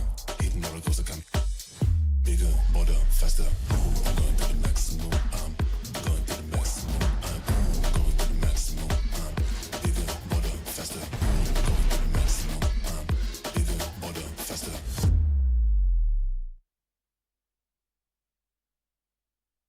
What a phenomenal performance. I'm actually really, really impressed from VPM. It's probably the strongest new team we've seen so far showing out of all 3. I am genuinely really, really impressed with Baptim there. I love the play. I love the sort of grand strategy. We're going to go for the long con. We're going to send Ken into fight to really sell, you know, Core pushing this super long flank. And I mean, he didn't stop. We saw him straight off. We could see it from the spectator view, him in the distance and running down train. I mean, really, really committing all to it. And all it takes there for that to look slightly different is just one person covering off B from Sicario on a sniper. And boom, well, sorry. Core gets sniped halfway down the lane. And, well, that says the rest of that. And suddenly your sniper comes back across to the A point and you're up a man. So, you know, really good guts from VPM to try that. Really, really good job on them converting it and actually being able to capitalize and slam the round home. And a much more hotly contested Skybridge and a really entertaining game. Like, I enjoyed that match. I really enjoyed both sides of the play. The only thing I've got to say is we need to get Baptim a little bit more, you know, dollar in the back pocket, because VIP is not their favorite place to be living right now. No, they were. I've never seen so many people thrown out of a bar in one day. I mean, they were bullied and battered in there. But, you know, like you said, Core realized that they weren't watching the flank, and he did that long flank, and no one was watching it. And I think that was a good example of VPM recognizing, okay, all 5 Sicario players have been playing on the site, so let's put one on the flank, put pressure from behind. And it won them the round, like you said. I mean, we went from a team that looked deflated on the first map to really, I think almost every round was competitive in this map. I mean, even though they lost 9-4, it didn't feel 9-4. I mean, it really felt close. That's We it. were a And few rounds away speaking- from a VPM win, you know? That's exactly it, and that's kind of attesting to the point I was going to make. Is where we're talking about being competitive. Maybe Vaptim might need to get on board with what we're going to talk a little bit about now today. So obviously ourselves here from the Hunt Premier Tournament are, we're joining up with some partners to help us out, bringing you guys this entertainment. One of which is Battlestate Games, and the other one that we're going to talk about just now is Gigabyte Aorus. Ladies and gentlemen, ! Gigabyte in the chat. All right, if you need an upgrade, you need a tech tip, or maybe a tech top to put all your technology on to game on, a table, a mouse, monitor, keyboard, all the gaming needs are going to be brought to you by Gigabyte for a fantastic price. And with the quality of these kind of graphics, which we're going to have a look at in just a second, who could say no to wanting to get a hold of one of the brand new Gigabyte gadgets? So without further ado, let's have a quick look at what you can get by jumping onto Linktree !Gigabyte. We are going to be going for a 10-minute break when we go into this trailer, folks. So for all of you who have been enjoying so far, now's the time. Get up, stretch your legs, go for a smoke, go to the bathroom, whatever you like to do. Get yourself some fresh air, come back To the and get trailer. ready to enjoy some entertainment. That's it. So trailer first, 10-minute break next, and then you'll be back with us for our second game of the evening, which will be LEDX versus those friendly guys. From me and Blue, thanks so far, and we'll see you after the break and the ad.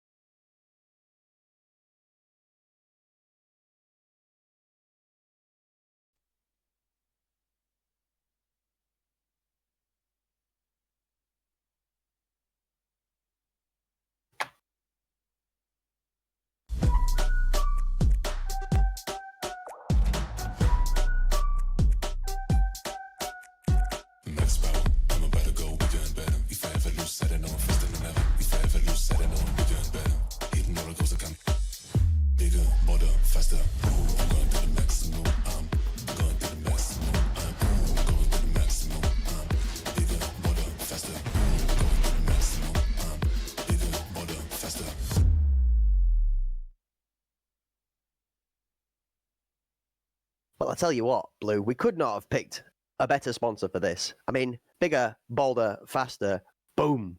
Boom, really was being the bopping name of the that. game, right? Yeah, we had some matches yesterday where we just had grenades going off left, right, and center. We had people's palms laden with gold and shades of Yashberica from tournaments lost, right? They were unreal. And then we've got just today some great nades too. But I'm going to be honest with you, Blue. I think there's one in particular nade off the top of my head.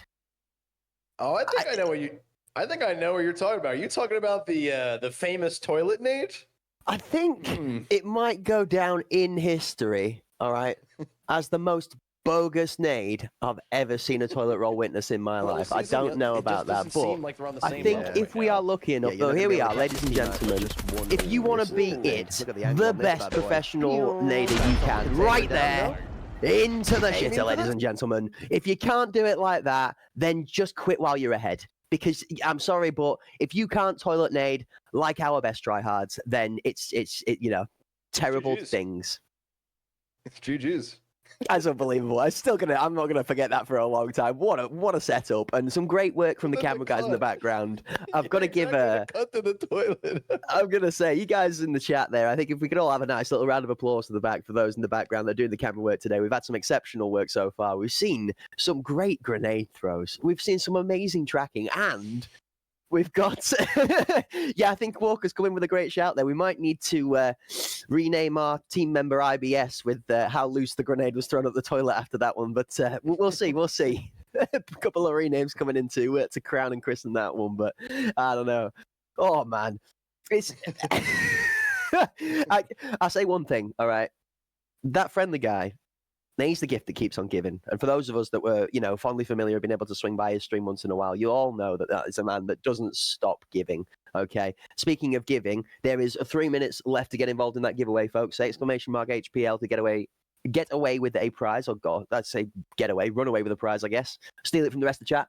Exclamation mark HPL to get involved. But no, yeah, TFG, a gift of giving, and definitely not a slouch when it comes to utility either. Somebody who I expect those friendly guys will have done a fair bit of planning looking into the utility they're going to bring to these maps, and I expect to see a lot of well-orchestrated play out of those friendly guys. Yeah, they're going to have a good time, and yeah, they're going to enjoy it, and absolutely they're going to bring to the table what they have that maybe the other teams would class as professionalism and hard drilled, honed edges. These guys might call, a couple of pints in paddies at the end of the day, or I don't know, a little gathering of banter around the fire at the end of a long week's worth of hard work. But none of them are anybody you should want to find on the other side of an arena match for you, because all 5 of those members are scary players. Agreed. I don't know. What's up? I'm just wondering where we're going to see each of the teams play in Blue. What maps are we going to be looking at this LEDX lineup and the TFG lineup on? I believe, let's see, right here, LEDX is going to be choosing Skybridge, and the friendly gangsters are going to be choosing defense side. So Oh, man. it should be interesting. I peepo creepo lurk inside a friendly guy's chat here and there, and he's super chill, super nice, but make no mistake, he's got that sweat in him, bro. Like he's a gamer. He doesn't play around. So don't take the friendly guy too lightly. I think they might actually come in very well prepared in terms of nades, in terms of default lineups, default strategies for attack. I think both of these teams are going to come out, really well prepared. But that friendly guy, I mean, he's not very friendly, like you said, when he's on the other side. I mean, he fired shots yesterday at me, and I think I was left a little bullet-ridden. So, I mean, so long as he's able to put less bullets than I am sentences to finish his point across in the matches, then I think he might find some great success, especially if he manages to nail a headshot with the first eye that he dots in his sentence. So, we'll see. It really is going to depend on whether they turn up. And as we've said about this very seasoned LEDX lineup, are they going to turn up? And I mean that with some passion, because, like I say, I enjoy watching when LEDX do turn up. Cash Taker and Danny Loyal have both popped off in various different situations alongside support from all 3 other LEDX members. And I don't think we've ever seen LEDX not be consistent in all forms of the word. So, I mean, they named the team after him. He's got to be consistent at that point. Otherwise, we'd be ruining the theme. But no, I just expect to see more of the same. Again, we are going to tend towards reality here. We're optimistic as always, and we'll fight for the underdog, but we do expect to see a strong dominance performance from LEDX here. It would be a surprise and an upset if those friendly guys did manage to take one or both games off of LEDX here, but we're here for it. That's the whole point of us being at the HPL EuroLeague. That's the reason the first official HPL EuroLeague is going on for you guys right now, is because this is what we're here for. The entertainment and the nitty-gritty of who's better. Did the caster that got out the caster chair and got into the Gamer Grumps, did he make the right choice? Is he going to come back to us later on in the week for a casting session with a glum feeling in the background? Absolutely not, because I guarantee you whether they win or lose, they're going to enjoy every second of it. And so are we. Exactly. And it could go either way. I mean, Team Lennox, I actually know a lot of these lads, and, they play together. They've been playing together for months and months, consistently practicing, scrimming. And yeah, we're in a new mode in Blast Gang, but I think Lennox and Co. I mean, they're friends and they're a unit. They play off each other well, and I think Team Lennox's fate is really in their hand, because if Team Lennox performs as well as we know they can, I don't think the friendly guys will have a chance to beat them. But if there's hesitation in Team Lennox, like Team Lennox is going to be attacking first on Skybridge. If they don't take control on Skybridge and have this nice methodical take right off the bat, I think Lennox, they need momentum. Their team needs momentum. So those first 2 rounds are going to be critical for actually establishing how much control they're going to have for the rest of the match, and then for the second match too. Yeah, absolutely. And I believe at D Alteri. So D Alteri, if you're out in chat there, congratulations. You've also won yourself a Tarkov Arena full game code. Make yourself known. I believe it's actually Klish today. So forgive my misnomer earlier on. Julie's having a little bit of a rest. Klish is going to be stepping in. So at Klish, get at him, D Alteri, and grab yourself your game code so you can jump in and join in with the action as well. Congratulations to you. Better luck next time for all of the rest of you in chat. Hang around. There'll be more to come. More prizes to be given away. And if you're feeling like having a look at some gadgets in the meantime, !Gigabyte to have a look at some of the amazing gifts and gadgets you can get from their Linktree Amazon shops. Now, I'm going to talk about this a little bit, Blue, because down and dirty and having the sweat in them, having the dog in them, like we say, the guys coming out like hounds, is the potential. Now, talking about Skybridge specifically in the way that these two teams look at this, Lennox is going to be attacking first. I don't see those friendly guys allowing themselves to be stormed off of this A point as much as we saw Sicario have some freedom over that A point when they were attacking. I do expect those friendly guys to fight tooth and nail for the ground that's being taken from them, because they are all very, very well versed within the Tarkov environment, both in base game and arena. So, gotcha. I feel like we might see a more hotly contested plant deactivation, but I also feel like that then again will tend into, like you said, the LEDX's playhouse, into their ball court. Are they going to take advantage of the fact that, they're going to fight for every second of it? Are they maybe going to make an adjustment? Are they going to let them fight tooth and nail for it and then, send a flank? Are they going to play the smart game? We will see momentarily. Yeah, it's interesting because both teams, I think Sicario versus Vaptum, I think Sicario really was at a heavy advantage in terms of experience and prowess as a unit. Team Lennox, I think, has a slight advantage over the friendly guys, but I think this game could really go either way, because we keep reiterating that Lennox's fate, they control their own destiny. I think if they come out and especially they have some sleeper players like Tokyo, if he performs, Tokyo is one of the best players I've probably seen in the game, bar none. It's just, are you going to get Tokyo or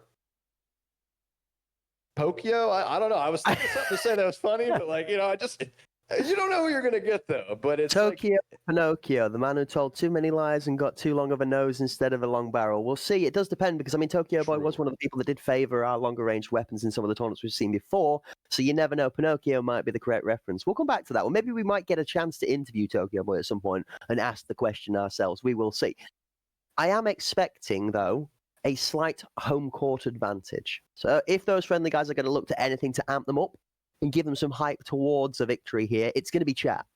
So if you guys in chat out there, that I know that there's going to be a load of you guys rooting from the TFG club, All right. So if all the friendly guys in chat are here, you want to pop yourself some emotes in there, guys. We want to see the support. We'd love to see that boosted out there. If you're here to see LEDX make those friendly guys look like the amateurs that they paint themselves to be, then also show us the support. If you think that any of the competitors that are inside of this tournament today are your favorites and you want to display that loud and proud, then get some emotes in the chat because we love to see it too. Everyone loves a good collage color. That's it. Now, what I can say, we've got people coming in saying Tokyo is not sleeper. Maybe that's because he's already, out there. Maybe he's not actually that under the radar and he is just slamming it home. It completely depends. We all have our differences and opinions, and I, for one, would not like to be on the other side of the map to Tokyo Boy, but that's because I'm a boomer and I can't aim. I'm a boomer, and thankfully I can aim. We're out there. We do exist. Don't hunt us anymore, please. Here's the $1 million question. Do you play on a high DPI? 1600 DPI, 0.16 ADS speed, 0.18 hip fire, so it's pretty fast. The light it burns. Oh my god, he's not a real boomer gamer, folks. He's not quite escalated all the way there and fully matured. Blue's still in that peak period where you've kind of got a little bit of both. There's some brains there and there's some gamer still left in you from the youth. But no, it's good to see. It's just Taco Bell, bro. It's all in the hair, man. I'm telling you now, a good hairline. That's where all the knowledge is stored and the aim and ability. I lost it at 21. Here's what it was. Great genes provides great aim. And speaking of great aim, let's have a look at how this goes down. Call me Joe. All right, Joe. Gonna look at it to establish himself as not a friendly guy. Lennox gonna be pushing towards A for the first round. This is kind of what I expected. I think most teams are gonna default to A just because it just feels natural, You want to go to VIP, you want to go short, you want to go long. I think taking B side on this site is much more difficult. No, look at how set. Right. Already, those friendly guys, okay? I was pitched a semi, we're just kind of turning up and having a good time. Look at how seriously set up this is. We are all in position here, and let's put it into perspective for you guys at home. So for those of you who don't know, those friendly guys are going to be made up of Hawk Crooks, Call Me Joe, Zane, Perrins, and that friendly guy. And for those of you that don't know the others other than that friendly guy, Perrins, I would pitch out there. Call me cracked, call me a fool if you like, but Perrins is probably one of the single-handed most cracked players in the entire Escape from Tarkov universe. Wow. Call Me Joe, also another player who I have absolutely no fear at him being able to perform as another exceptional player. As we see the device going down, we're actually going to plant already for LEDX. So again, aggression pace of the game. Swapping quickly into position to see this retake now. So we're on board with Hawk Crooks for a second. We swap to LEDX in VIP. Banshee holding out that friendly guy. That friendly guy able to walk away from Banshee on that. Takes a little tickle, but survives. And Banshee's forcing him to look behind. He's wasting all this time. Look at Hawk Crooks. He's forced to look at him. Friendly guy's now hurt, going to heal. He's just wasting all the time in the world. He's winning the round by himself. You're right, that's it. 20 seconds down, and I mean, you're absolutely right. Hawk Crooks basically owns the last 20 seconds of the round and forces into an absolute... I mean, great to see those friendly guys. Like I said, they're not going to give him it for free. I mean, both Hawk Crooks and that friendly guy swung together there at the end. The time's against them. They've got to throw it at it, or they just give the round for free. So good to see them fighting back. A nice, well-composed round from both teams, actually. I mean, TFG, they look ready to play. Slow and methodical. I mean, both, until Lennox actually took the site, both teams were basically like mirroring each other in terms of positioning. A few guys were prone, some were looking long, some were looking short. The guys on defense, the guy on banana, the guy on jungle, they were all like almost mirroring each other.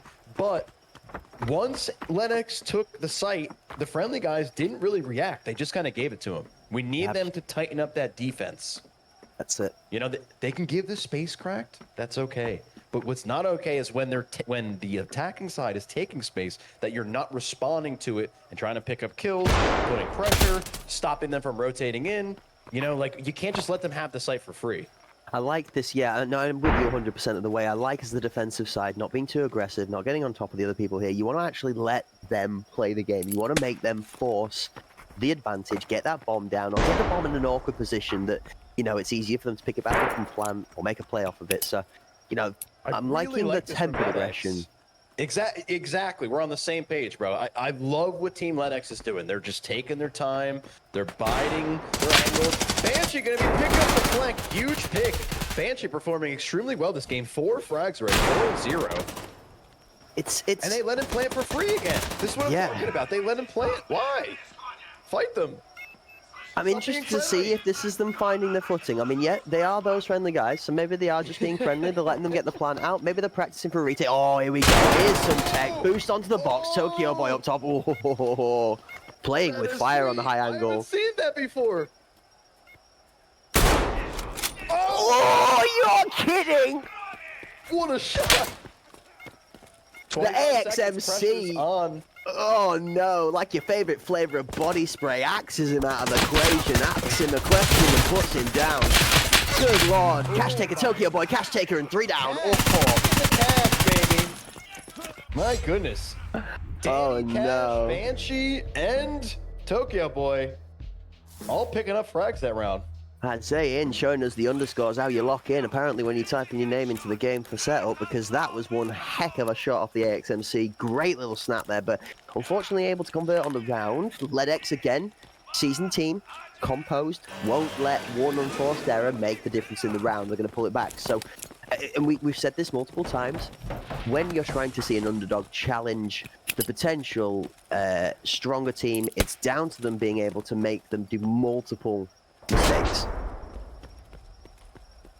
And right now, I don't see any mistakes coming out from Team LedX. I mean, this is slow, methodical, calculated. If we look at the outlines, when we have a perspective of the actual attackers and can see them, chat, if you watch how they're looking, they're holding all separate angles and crossing. That grenade no- is so Nice. disgusting. I'm not gonna lie to you. Oh, I thought he It wasn't the one. No, it wasn't quite. I But thought he got that.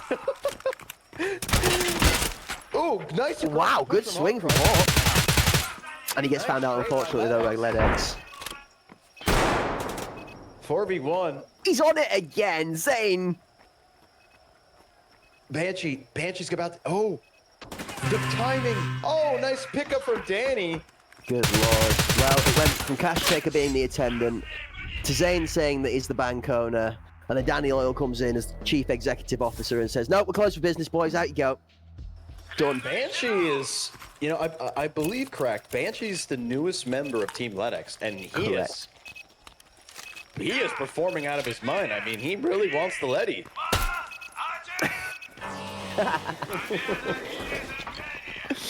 And I mean, what better way to introduce yourself to the team? By slipping in undetected, you know, naming your account after one of the classes in the game that's favoured by some. Yeah, Banshee coming in. He's not wearing the Banshee this time around, but we may see that in the future. On the Coulter class this time, one of the favoured org classes we like. That's a great hit as well. That was a, wow. We just That banned was a Banshee. raid. I Cursed thought by he missed that. AXMC. Zane puts Banshee in his grave as we watch some great grenade action. It just, I mean, half the entertainment of this is seeing how people throw these wonderful apples. The flashbang, Call Me Joe, is seeing nothing but stars. Call me blind. Oh, no. The Call Me Maybe is going to be stuck on the phone for this, phoning for help. Tokyo Boy gets Hawkins with another grenade! I mean, this is the Team LedX you were talking about, Crack. Prepared, consistent, strong, Entertaining. they're in control right now. Exactly. Entertaining, good looking. Ooh, Parents. Tan. This is where it gets difficult though, because Parents on the back, and this is where Parents converts. TF is going to swing hard, fakes Cash Taker out, manages to jump across, doesn't actually take too much for it either. Parents goes down. Zane and TFG versus Cash Taker. This kill. Cash Pistols can out. actually win No, this. come on. Cash took 2 piggy banks. He's looking to take all the cash home. This is smart. This is smart. Gets the distance, pulls the XMC Great out. He's play. got the bomb placement. He literally has tempo. All he's got to do is have patience. This is it. He's got to force Cash Taker to take the close angle and try and run the bomb that way. Got to jump by VIP and bait the Here we go. shot. Exactly That's like it. that. He's got to bait the shot. Let's go. Oh, Hit fire body, not quite able in time. 33. Unbelievable. Cash taking all the cash, baby. Robbing the bank. Hide your piggy banks. Hide your little, you know, mechanical safes. Whatever you got. This man's taking it all. Can't believe that. I honestly, for a second, I was expecting Zane to walk around the corner with that pistol and just man challenge, ego challenge on the corner, but really smart choice, backs off, takes the power into his hands with the range on the AXMC, gives himself as many chances to convert. but just not quite able to find the headshot. And you really do, with the way the armor system is at the moment, headshots are more than just king. It's about the only way in a competitive environment to find a kill, because time to kill without the headshot is just too long. Yep. The new armor system definitely makes it tough. We're going to see a nade into VIP this time? We've held one. I can't believe Cash pulled that off. I mean, the friendly guys really needed that round, because if they took that round, it might have slowly started to swing the momentum. Losing that round puts so much pressure on them now, because they were up so hard that it... Oh, good attempt by Hawk. Hawkrock's trying to make a play in VIP. Another non-VIP, unfortunately. It's... But here's my place is question. cursed. We're pushing VIP as a defensive team. Why? That was... What a nade from Tokyo, boys. Zane. That was my concern with them. Ooh, another pickup on friendly guy. That's my concern, Crack, with them losing that last round. That now the panic is setting. Oh, I think I just threw up a little bit. That was disgusting. Tokyo, boy. So much for Sleeper. He's here to play today. Good lord. One transfers to the second. I mean, that was so casual. It was like he was flicking a fly off of the side of his wrist that was irritating. It was just ping, and then the man falls over off the corner. Good lord.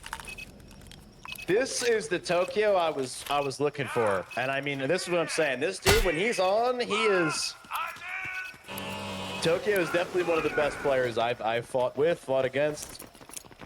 He's, you don't want to be on the other side of him swinging, man. That's all I could say. That was crisp. That was really clean. Really clean. And it just shows how insane the muscle memories from these players are. Call Me Joe gets a little bomb onto Danny Oil. Cash Checker gets Hawk. Oh, he's dead! The both are up! Kill! Why did they both shoot?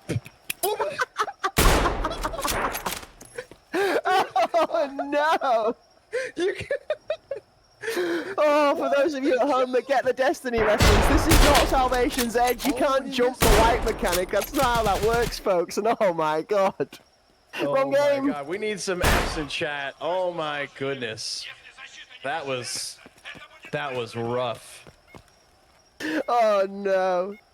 2 for 1 at bargain buys becomes a reality, and it's down to Zane for the 1v4 with the AXMC. I mean, this really would be magic.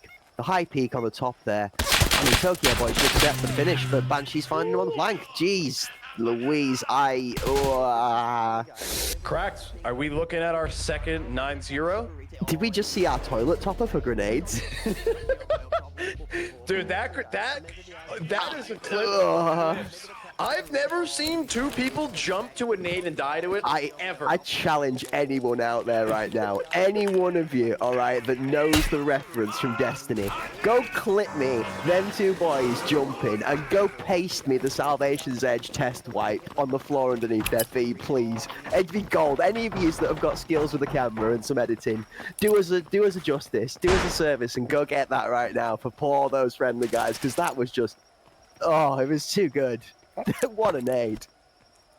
This LEDX team, this is, you know, the A team came out today, Cracked. We were talking about, we didn't know who was going to show up. The boys showed up. I feel like LEDX are currently having a little bit of a Looney Tune moment. Where we've been out quiet, we're hunting web this evening. Oh, poor Elmer Fudge.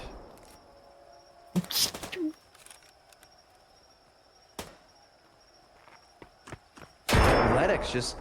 I like the friendly guys' positioning, but I don't like how their positioning doesn't lead to actual defense. Like, they're just kind of holding. You see that guy in the train? He didn't even peek. They're like playing too passive. It's okay to hold. Oh nice my god, another. Joe. Wow. That's a bench blast, is that right there? That's it. Number 2 actually converts onto Danny Loyal. This is looking a bit better than the French guys. Big kills for Tokyo. Man. Gonna get taken out. Oh, final boss. TFG puts him down. Trade him though. LEDX got 30 seconds. He's got to play the time. TFG in the 1v1. I don't think friendly guy knows where LEDX is. If LEDX holds us, he might kill him for free.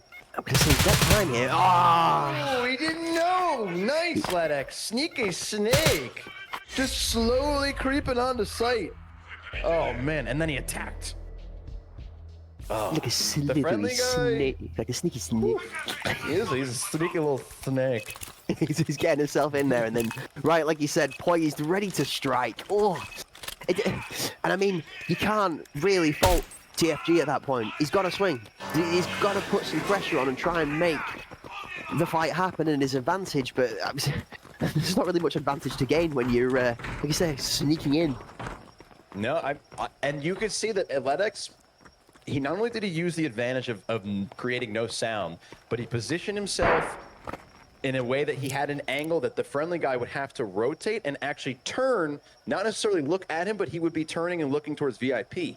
So he caught him literally as he went to peek a different direction. I mean, it was a really great play from Ledex. Yeah, I think I'm going to be sending myself an email across to Tokyo Boy and asking him which school he went to so I can go and book myself in for a semester if I'm going to play computer games after like this. This is some absolute destruction from a player who we were having a little bit of, you know, a bit of banter in the chat to begin with, but hashtag blame Philbo, I guess. We all know it. Back to the good old-fashioned golden egg. Oh my days. Oh my god, it's raining fire. The nades. They're just so powerful from Team Ledex. I mean, they have so many angles. The boost on sight. I mean, this team's kicking butt and taking names. I mean, there's got to be some confidence. They're just getting into the beginning of the round and being like, take this. I'm not a fan of the plant, though. The plant can actually be defused from behind the box. I'm not a fan. You heard it here first, folks. Blues bomb planting mechanics. Never that way, because that's how you get yourself killed. What you position. Oh no! Oh no! Guy. Oh, wait, how is he alive? He ducked it. He ducked it. He's a little ninja hawk taking out cash. He's gonna be aggressive. He's gonna get the mag in. Oh. Ooh. Let's see, 25 seconds. Team Ledex is playing this perfectly. Tokyo's playing the flex entry fragger. He's putting all the pressure, and there are 3 people holding. You're not taking the site back. Team Ledex taking up. Ledex taking out Hawk. And the Banshee's holding the long. It's just, it's too clinical. It's too clean. Ledex are making this look like a schooling, but only down to the fact that they're just executing closing numbers. Unreal. 15 kills. 15 kills. This is, my man. He's cooking. They're cooking. Yeah, if Tokyo, Walker, and Ashtray Pot got in a nade off, who would win? Probably Ashtray, unfortunately. That man is a demon with the nades. Nah, Dill, you missed one. Where's Yashberika, man? That guy got himself a triple. We saw a quadra kill from a nade, actually. This is the most wild one I've seen is 4. 4 is just ridiculous. We've still not seen the full ace from one grenade. That is the one thing I'm yet to see. Is this the one magazine Call Me Joe wants to make his magic with? Interesting. One mag man Joe. Is it one mag magic? Is it one mag murder? For those folks who aren't familiar with the arena presets, what you see them doing is they have 2, picking up Danny. They have 2 guns that use the 5.56 x 45 caliber, and they're actually swapping magazines so that the tanky class split has access to the high-end ammo M995 from the grumpy class. This is Really new. smart play. B-side, and we're seeing a lot more aggression out of TFG, and we're paying off really strong, actually. We're 4 people to 2. Now we are attacking, though. Look at this. Now, this is those friendly guys I expected to see, my friend. Look at this. Confidence in the play. Playing that off B-side, the less confident of the 2. And now the bomb's down. There is a great setup over covering this plant. Somebody takes platform all the way at the top. Somebody holds deep in blue, and somebody holds close in red. And you are covered. Fully set up for this B plant. And the best part about this is TFG's even holding the flank off here. I'm surprised he is, because they know it. They should know it's down to 1. Maybe they don't know it's only him. And Cash did kill a guy that was in U-turn, pushing through to B1 or B4, excuse me. So he knows he's got one on platform now. He knows he's safe, so he's going to go and take the fuse and come back up. He knows he's got a Horcrux faces the challenge and goes in for the second. Horcrux played that really well, actually. And you see how the friendly guys, there's no reason they couldn't have done what they just did on defense. Like, they had the angles, they had the positioning, but they didn't peek. They basically let Team Ledex take the site for free every time. I will say one thing, though. They did just play B. They played A the whole time. Whilst Ledex were attacking, they played A every single round. So I am wondering, and again, it's attacking, do you know what I mean? The team that comes with a good attacking strategy, and if they set it up properly, it's attacking favored. I mean, remember, TFG needed to win that round to keep themselves in this first map. It's 8 rounds to 1 at the moment for Ledex, so they're not just running away with it. I mean, they literally hadn't lost the round till just then. So it's a good turnaround from TFG, but we need to see it capitalize the second time.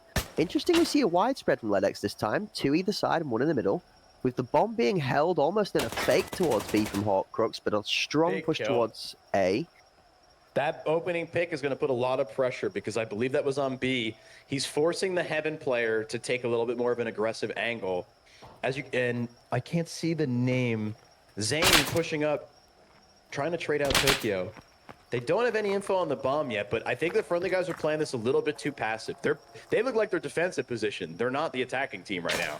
I mean, look at how they're set up. They have one guy watching the hole, one guy's laying down a KFC, one guy's in B1 under the train, and then one guy's in Heaven. There's the info they needed. There you go, there you go. That was it. They literally waited for the one from the train. The single peak that actually gets information, and they've left one behind to bait it out, so they're full sending this, those friendly guys. Look at the brains behind the play, but Zane's giving his body for it the whole lot. He has to watch on the left-hand side. He's going to go down for free if he's not got cover. He's got a good angle. Oh, Zane, how long can you buy? Not enough. And now they know. Now they know. And Ledex picking up the bomb. Oh, man. Great kill from Ledex. And on the point, good attempt Great on Danny pick Lowe. from Banana. And it's down to And TFG. that friendly guy in the most cursed door I've ever seen in my life. Looking to pick up 5 Oh members. my, look at the firing line. Oh, and he's getting collapsed on. He's going to have to go. 07, me boy. 07 Oh, TFG. God. They had a 3-man peek and a flank. Rail. And that was a dominant match from Team Ledex. And that was what we talked about, you know. Team Ledex, their fate was in their hands, and my goodness, they took it.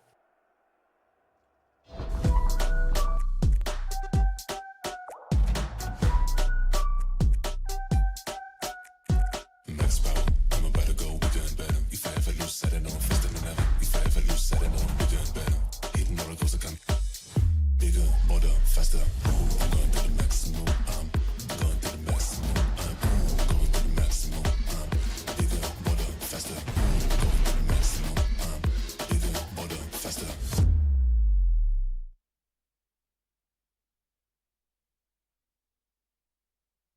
I have nothing more to 07. say. That was one fine salute on the way out. I've got to say, I give those friendly guys their due, but you, sir, were removed. There was no... it was a scary sight from the spectator vision as we see a line of not 1, 2, 3, 4, and then you've got the problem behind him, just closing the gap. And yeah, what are you meant to do? I've got to say, I'm sold. Best grenade I've seen today. Even triples, quadra kills beat that one. That was amazing. The synchronized diving from those friendly guys was gold medal tier, Olympic gold medal tier, because it was utter perfection. Bend in the knees, from the hips, the power, the thrust, the height, the yellow. It was just perfection. The inertia. It was the inertia, the lot, the weights. Yeah, it just sold it 100% for me. It was unbelievable. So another phenomenal game. Unfortunately, not a victory for those friendly guys, but I'm sure they enjoyed that just as much as we did. In fact, it wouldn't surprise me if their models fell over to the grenade because of how hard they were falling over themselves with laughter in the chairs watching it happen. So yeah, that was a phenomenal start. Now, game 2. Those friendly guys have chosen bowl. Ledex have chose to start on the defensive side. Interesting. Go on, because I don't know. Do you think this map is attack sided or defense sided? You see, there's some level. I don't know whether Blue has absorbed some of my wavelength in between the gaps of the days of the tournaments chat, but he's in here somewhere listening to all of my inner thoughts. But I feel like attacking is strong, man. It seems like even TFG, even the squad there, they pushed some really aggressive and decisive plays, and I like the awareness. I like the first foot forward, the attempt at trying to make the play. We played towards that B side and set up like we were actually going to play B strong. And then the second we got some information, it was a full rotation shift. And all right, because they were down a man, they were actually against the numbers. So that rotation didn't bring as much value as it would have done in a numbers advantage because they lost one open earlier. But there's glimmers of great play. You know, we can see the thought process in the background. You can see the preparation that's been put in. There's definitely enough to be said about them being here again. I think I've seen some promise, and they definitely are going to develop over the time throughout this first ever official HPL EuroLeague. The one for me is going to be seeing whether, you know, we can get enough of those pancakes popped to the side, you know, enough waffle out of the bargain, and can we get those friendly guys really locked in? Now, you know, I know we're doing all the waffling for them. We can take that part out of them and, you know, give them the oomph to get through this final game. But, I mean, we've looked at two things. We did see the AXMC being brought out. That's a talking point. I'd like to have a little chat about that in a second. I wanted to see if we can work together and have a discussion about where we're going to see the strengths come from those friendly guys, like where you think the star potential is there, who's going to be the playmaker, where the shot's going to be called from. Obviously, TFG is the captain for that team, but is that going to be just down to him solo shot calling, or are we going to see some input from other players within that team? The likes of Parents, like I said, very knowledgeable and experienced. Call Me Joe also being a bit of a demon at times. So, you know, some names I'm very glad to see back in the scene, and actually some names I'm glad to be able to commentate on, you know, aware of them within their own solo endeavors, shall we say. But great to see them getting involved and getting stuck in here in the team environment in the league. I've got to ask, I just want them to show the grenade. I'm not going to lie, that grenade was great. But we saw multiple, I think, different new things, right? So talk to me about that peak, because you went wild when we saw Cash Taker and Danny Loyal getting the boost up on top there in the middle over the point. That looked great. Oh, I'm actually, I didn't know about that. I'm glad I learned it, because it's like, I'm so impressed with Team Lennox's preparation today. I mean, really, the nades, the boost, which was sick. I mean, I'm surprised they didn't kill him, but that was so cool. The rotations, the timings. I mean, I think Tokyo threw like 4 or 5 different successful nades at different angles. And then we had the one crazy nade. I forget where he threw it. It like bounced off the wall and curved onto site. There was one that was like off the ceiling. I don't even know. I can't keep up with Tokyo, but like they had such preparation. And I think the friendly guys, it's not to say that they weren't prepared. I think the main issue with them was the same thing we thought with Vaptim. A little bit of a lack of confidence. Good positioning, good idea, but the execution was wanting. Because every time Lennox took A, there was no one that contested or got opening pick. I don't think they really got opening picks ever before they planted the bomb. Maybe once or twice the defensive side did pick up a member of Lennox, but for the most part, Team Lennox just used about a minute of time, used their nades, used their flashbangs, took the site, won the round. And it was like, I was waiting for the friendly guys to, you know, throw a nade to stop the plant, throw a flash, maybe swing as they're swinging onto site. You know, you have 2 different avenues from long and short, and then VIP that you can push. You could, even if they push all 3 of those angles, you could have someone on the defense side holding those same angles. So the guy comes out of VIP and you have maybe someone on site, or you have someone on headshot, or someone at Filbo that's holding to the left. Someone comes out of short, they could be towards jungle, or they could be at headshot holding that way. Without getting into too much detail, they had the ability to hold all the angles, but they never actually capitalized on it. Like they were in the position, but didn't actually use the positioning, if that makes sense. I'll hold up. Let's rewind that a second. Let me just have a think about that. Did you say the Filbo? Is there, what, for those at home that maybe are not so familiar with the Filbo concept, the concept of a Filbo, if you've never happened to bump into a random hobbit at an event that just waddles around and chuckles to himself about some great game that he does, you know, then, you know, we'll explain it for you. Hey, yo, let's see, where is Filbo in Skybridge? What do you describe to me as a Filbo? So if that cool boost that you were just talking about, if you went literally to the other side towards the defensive spawn, on the right side where it says blame Filbo is Filbo. Oh my good lord. Does it actually say blame Filbo on the map? Yeah, that says I never Filbo. read that. Wow, I cannot believe I'm going to get rinsed for that later, chat. Ignorant caster. Fired. P45 in the post. What? We're going to get over that one later. That's wild. So there you go. Right hand side, looking across, almost parallel across the point from VIP, if you're looking corner to corner, right? Yeah, yep. Same place? Okay. Well, there you go. So you can literally blame Filbo for at least 15% of your deaths on Skybridge. Like, that's it, folks. It's been approved by Battlestate. I mean, they literally put it on the map for you, folks. True. True and real. Backing from BSG to blame Philbo. Wait, I mean, is that I why think- is that why they put him near the bench then? Is that why we're not seeing playing in the tournament at the moment? Could be. I don't have access to this kind of information, but some would say possibly. But you know what's interesting is, so there's Philbo on that right side, and on the left side of that backside is called the electrical box or E-box. And then to the left of that, you have what's called 90, so where there's that wooden box that people could sit behind. And so from those positions, like you can hold most of the site. And the friendly guys were there. Like the reason I'm pointing this out is because they were there, but didn't peek or didn't get kills from there. So it's like it's this weird mix of preparation and strategy, and yet lack of execution, even though you're in the right position. And talk to me, and this might seem like a simple question for those of you at home, but for those of you at home that realize that I'm not really a 5v5 competitive shooter aficionado when it comes to the understanding of how these little bits and bobs and the tech goes into the techniques. Talk to me about this, sort of down to one knee, crouch between my knees, looking for what seems to be me drop wallet that I dropped on the floor on the way to getting there. What's all this about? Why are we hiding with our head tucked between our legs? Is that fear? Is that intimidation? Or is that just trying to hide the top of your dome from a peak? I think it was a good play.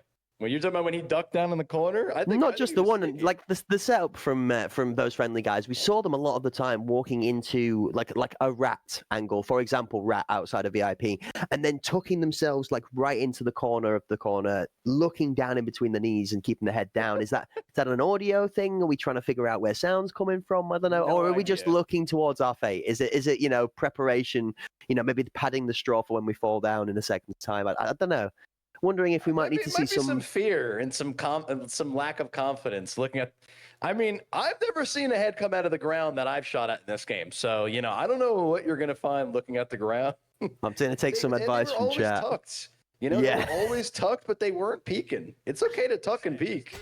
A little bit of a tip, as I was saying, it could be nade lineups as well coming in from Bushradag there. Those of you guys that are in the chat, yeah, drop us your suggestions. You have any ideas as to why we're doing the crouch, the little crab walk to the positioning? Then yeah, shout out.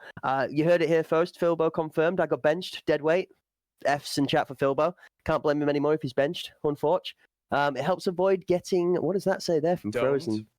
Dome. Don't. So he means like they're trying to avoid getting headshot. But the thing is why? Okay, so you. There's no reason to put your head down and be like, you don't need to ostrich it when you can be, leaning in and out. Like that's the thing is there's really no reason to ever be crouched in a corner in just looking at the ground. Okay, so Really, we're gonna like primer. Go ahead. No, I was just going to say really quickly, we've had this come in. Folks, we're going to do a little bit of work with you at home, okay? So for any of you that remember like Magic on stage and Prince and Queen and stuff like that, they interact with the audience. So let's get you guys all to come with us, all right? It's 3, 2, 1, jump, okay? And you'll know when it's coming. So we might be able to, if the magic man in my ear says we've got it ready, can we have a look at this grenade again? Give it a moment. All right, chat. We're going to let it cook. We're looking for the two guys. We're going to see guys as they jump, and the two of them that jumped fell over to the double kill.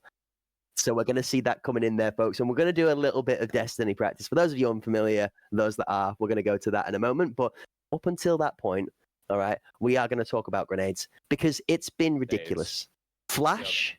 Let's talk about that one. The underarm round the corner, leaving him absolutely blind as a bat, and then the successive push to clean it up as well, converting on the great grenade throw. That was great to see up front and personal. And then some just wild angles.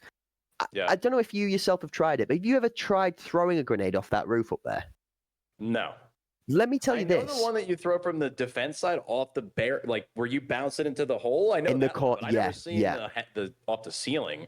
Let me tell you a little something about that roof. Most roofs are flat. That roof is like corrugated card. So it's got V's all along it.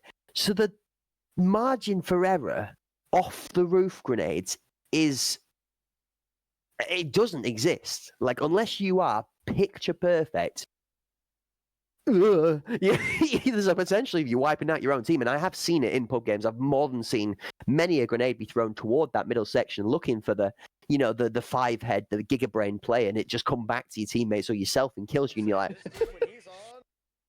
think I might, yeah, I'll let somebody else have that one next time. We'll go home a bit disappointed about that. But, Can you I know. get the nade again? Yeah. Can I get a redo? Can we go back again, please? I mean, Yes, the nades from Team LEDX were just.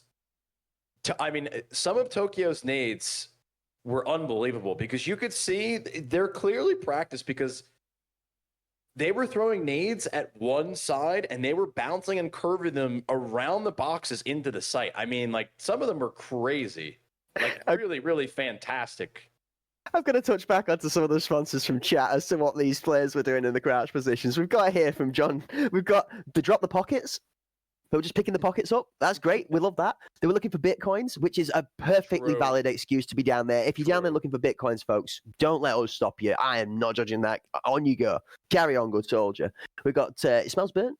Sniff, sniff. It got stinky in here suddenly. Apparently, everybody's down sniffing the knees for whatever reason. Yeah, it got a little bit interesting. Oh no, Undead's here. Maybe that's what the smell was. Flopped in to join us. He said, I've come back, unfortunately. Well, welcome back, Undead. It's good to see you. And everybody else in chat, thank you for joining us. We'll give you the lay of the land. We've seen Sicario absolutely evaporate Vaptim in the first game. And then their second game, Vaptim made a very strong pitch for their place inside the first ever official HPL Euro League. And we saw Sicario take a commanding 2-0 victory, but we did see a much more competitive second map there. LEDX did manage to roll those friendly guys in the first game with a very, very strong performance as well. But we did see some agency from those friendly guys and some great approaches to how they were attacking different points and being able to capitalize on that aggression. And they did actually take a couple of rounds off of LEDX. So we were, very happy to see them convert for their own, I guess, endeavors. Mental. Yeah. I mean, yes.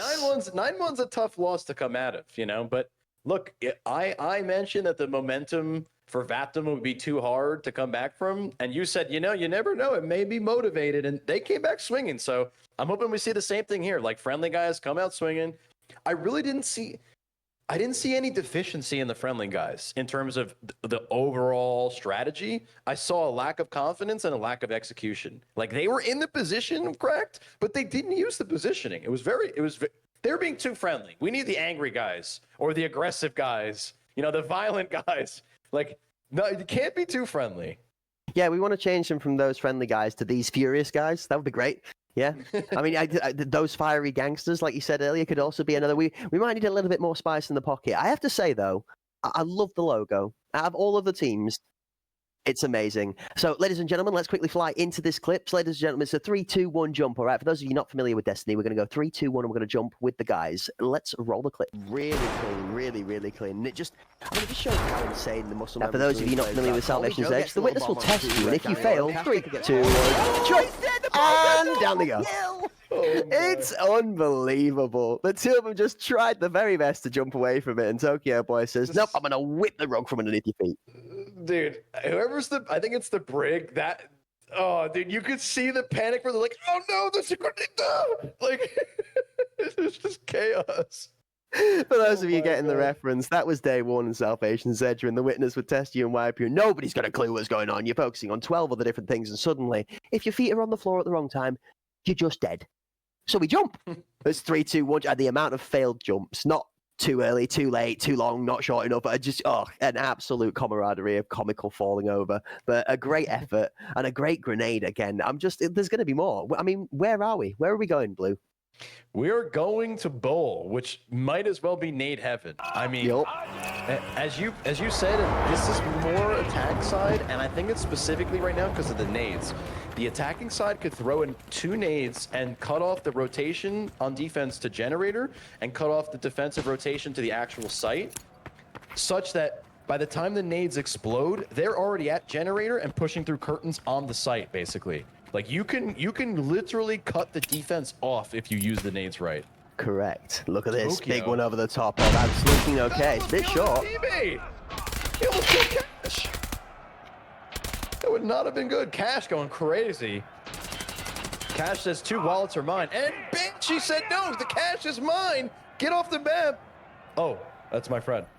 Taking him out.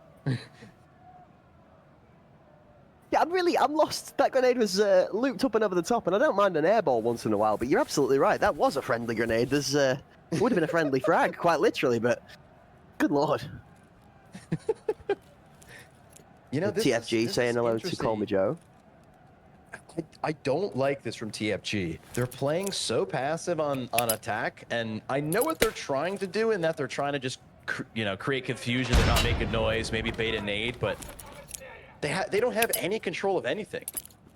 And there's only 35 seconds left. One push. Okay, now they're making a decision. Yep. Parents. Call Me Joe goes down to Banshee. TFG is, I mean, he's sneaking like a slithery snake, but he's going to get found out in a second by 2. Decides to run off the other side. I mean, It's almost all but over from here. Yeah. 10 seconds. And he knows full well this is being covered off. As he can't see this. He's going to expect to get, yeah, that's it. And like he said, what do you do at that point? Nah, there's just... He'd have to activate the DMA to win that round. There's just no human that could win that round. 20 seconds left. 4 players alive. Don't have position on site. Have no control. I want to see the friendly guys using the nings to take space and being more forward. They're playing a little bit too passive. They're playing attack like it's defense. I'm wondering And it if... makes Lennox's life easy. They don't have to do anything. Just chill. Just hang out.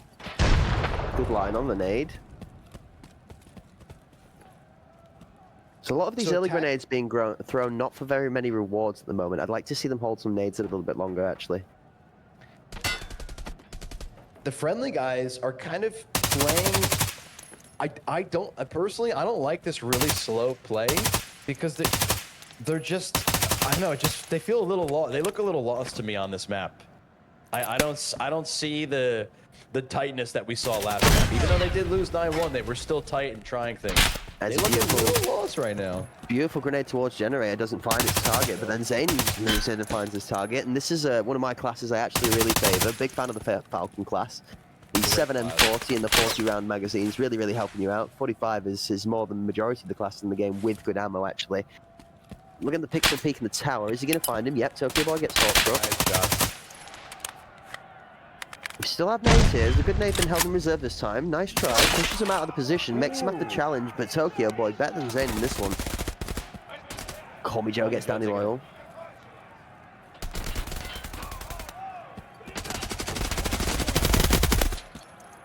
Cash taker TFG. Call Me Joe gets Banshee. It's getting a bit dicey in the end here.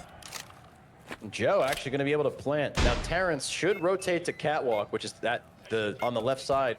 He needs to get up there and hold the bomb from there. Oh, Call Me Joe gets caught out trying to get away from the bomb plant, but Parents is in a good position here. Parents in the 1v2. Parents is just so close though. He's not.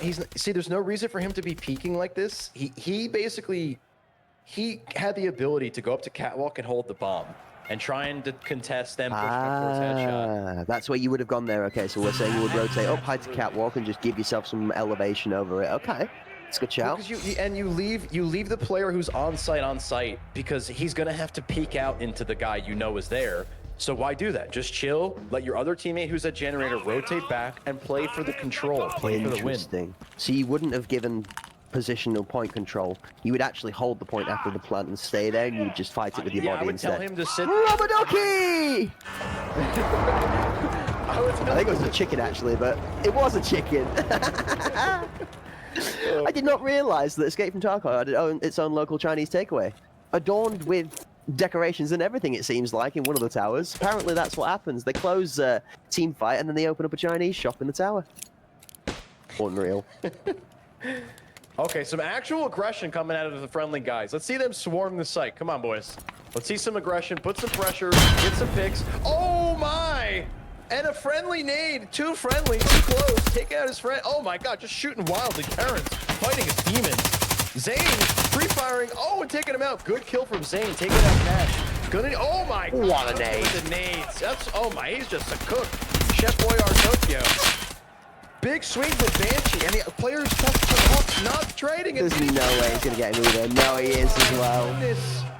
Oh God, Lennox are just on a tear right now. I mean, you give Horcrux his due. He played it, he baited the shots, he swung again, but he's just ready for him. Like, it's actually crazy that the Lennox team member is swinging Horcrux away from the angle and then back into the angle with a new magazine in time for him to get himself a second challenge off before he's been chased down. Positioning, timing, choice of when to reload, it's just all been flawless so far from Lennox in this ball map. Fantastic job by Lennox. I mean, you can see the preparation in Lennox. Those nades from Tokyo, these are not random nades. Like, he's killed. He's got to have like an 80-90% mortality rate on these nades. He's a murderer.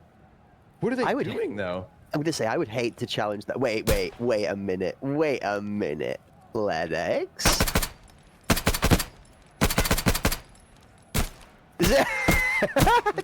They're having a little party in the spot. Oh, okay, so, ladies and gentlemen, we are being informed here that this is what proposes itself as a good old-fashioned game of gentleman's cricket, okay? We were stuck. Those friendly guys had a technical issue, so Lennox said, yeah, that's fine, we're not going to BM, we're going to stand in the spawn and let you guys get your time sorted out, and it's going to end up in a restart. So what we're going to do is we're going to just have a waffle for a couple of minutes whilst the tech team in the background sort out them guys getting the correct playing field to play on. We don't want them in upside down land, they want to have a fair chance in what they're getting at. So we're having a look into that, and then we'll be right back with you with the action. But so far, my friend. Lennox. Whew. Strong control, powerful, big, powerful, strong, powerful men. Yes. Very great job from them. I mean, the preparation is fantastic, really. You could see the way that they're playing off each other, the angles they're holding, the rotations, the nade lineups. They're practiced. This is what happens when you have a team that puts in the work. They've been playing together for a long time. Their new recruit Banshee's performing exceptionally well. Tokyo's popping off. I mean, they're all popping off. You know, it's hard to give one member credit when the team is crushing.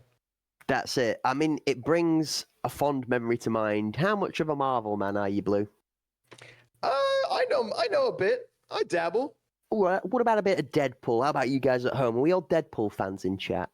Gotta love some Deadpool. Picture this. Lennox is a wild juggernaut meeting those friendly guys, Deadpool, for the first time. I'm your biggest fan. As then Lennox picks those friendly guys up and just unceremoniously tears them into two.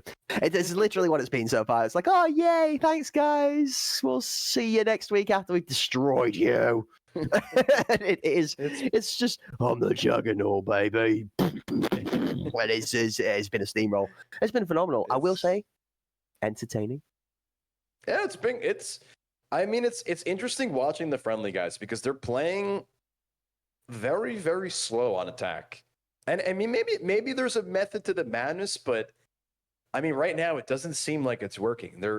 Because they're playing the time game, which makes them playing the defensive side. Like they're playing it as if it's defense, not offense. You know, you can't waste all your time and they just seem to be hanging out and waiting around like they're hanging out in the VIP lounge. You know, we learned last time they're not the VIPs. They can't be hanging out there.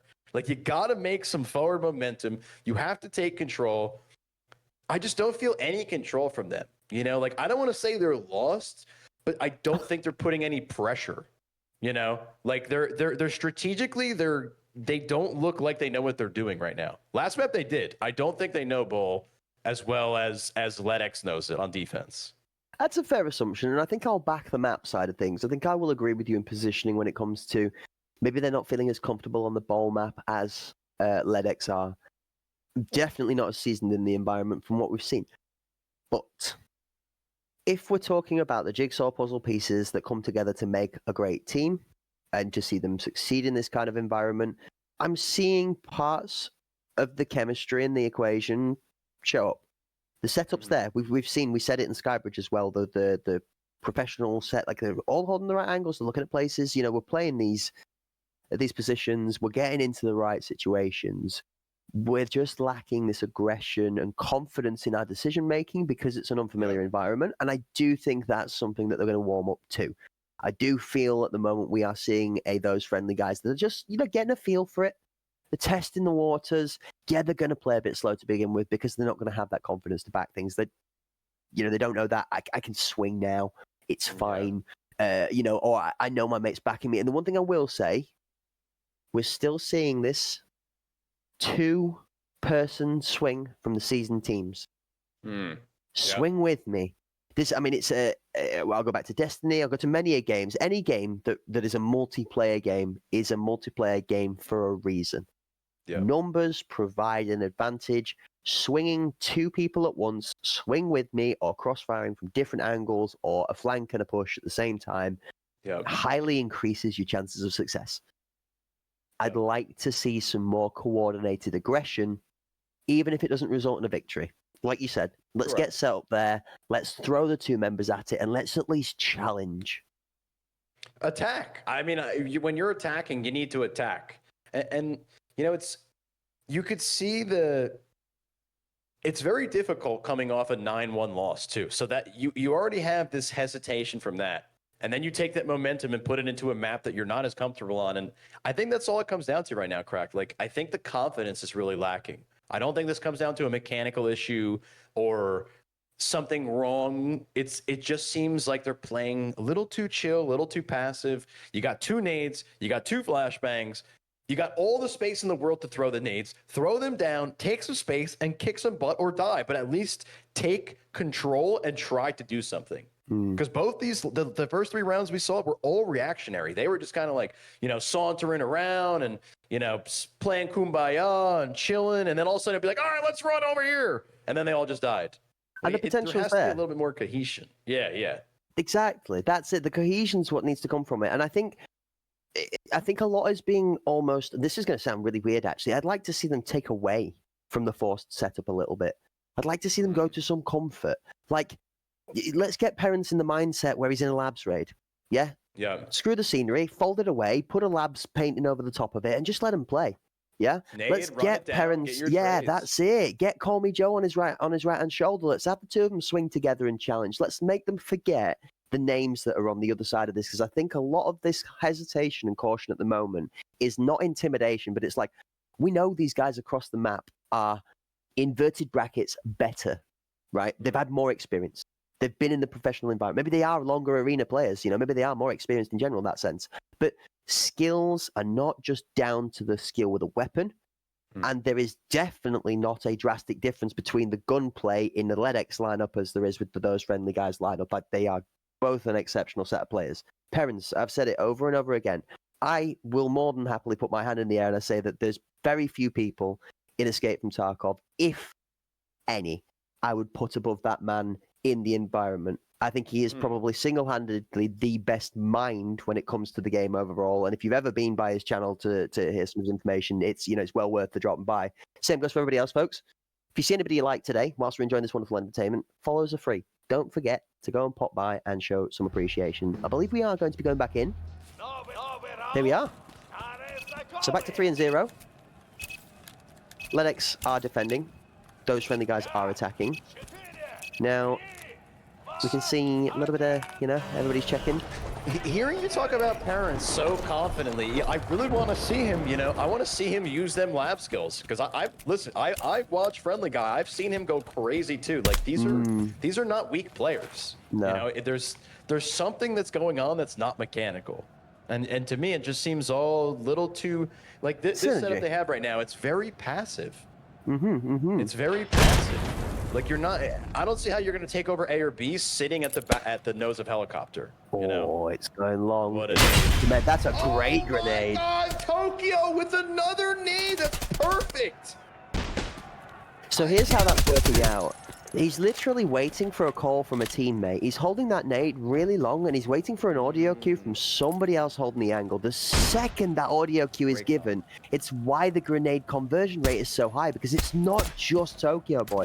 Like, don't get me wrong, the work's being done, the line is perfect, the throw is great, but it's all teamwork from LEDX that's producing that success. And look at, like you said, the double peek right there. There's 2 guys in gen lane. If one gets killed, there's another one ready to trade. There we go. There's 2. Ooh, big swing one. Tries to come up for the second. Nice try, good trade. Friendly guy. And then Tokyo.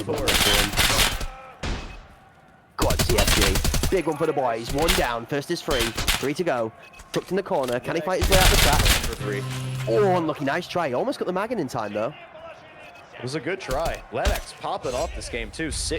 Oh, wait. That's right. The scores got reset. I forgot. Still, though, 3 kills for Lennox, 2 for Tokyo. Fantastic nade. I mean, this is where the preparation in these, as you call them, professional teams, these high-level experienced teams, I mean, you could see the preparation in Lennox. I keep reiterating because I'm just so impressed with how cohesive, consistent, and clear their strategies, their positions, and their names are. I hope we stay on board with this. This is a good one. Let's have a look at the line from Call Me Joe. So where are we going? It's actually going away. This is, okay, interesting. We're getting aggressive. He gets in there. He's got himself tucked in a good angle now. Bomb's here with us too. We're going very aggressive up this time. Gets some jump information. To nade. He should be nading generator. Yeah. Site right here. This is A where nice- their issue is cracked. You see, they just pause. It's like they hit the iron curtain and they can't pass the wall. What a great way to describe it. You're absolutely right. The Iron Curtain being the LEDX defense, and they're just the agencies that. Oh, I heard it on the right. I heard him toggle the nade. I heard the pin pull. We heard it. It's gone. There we go. Nade's out. Launched. Have a look at Danny. Danny. Oh, it's Danny Loyal reads it well and gets himself out of the way. Good position. And then he's going to find Zane for his. Trading. Choked! No. Rubber. I can't stand it. He's a menace with these nades. Parrots, nice kill on Banshee.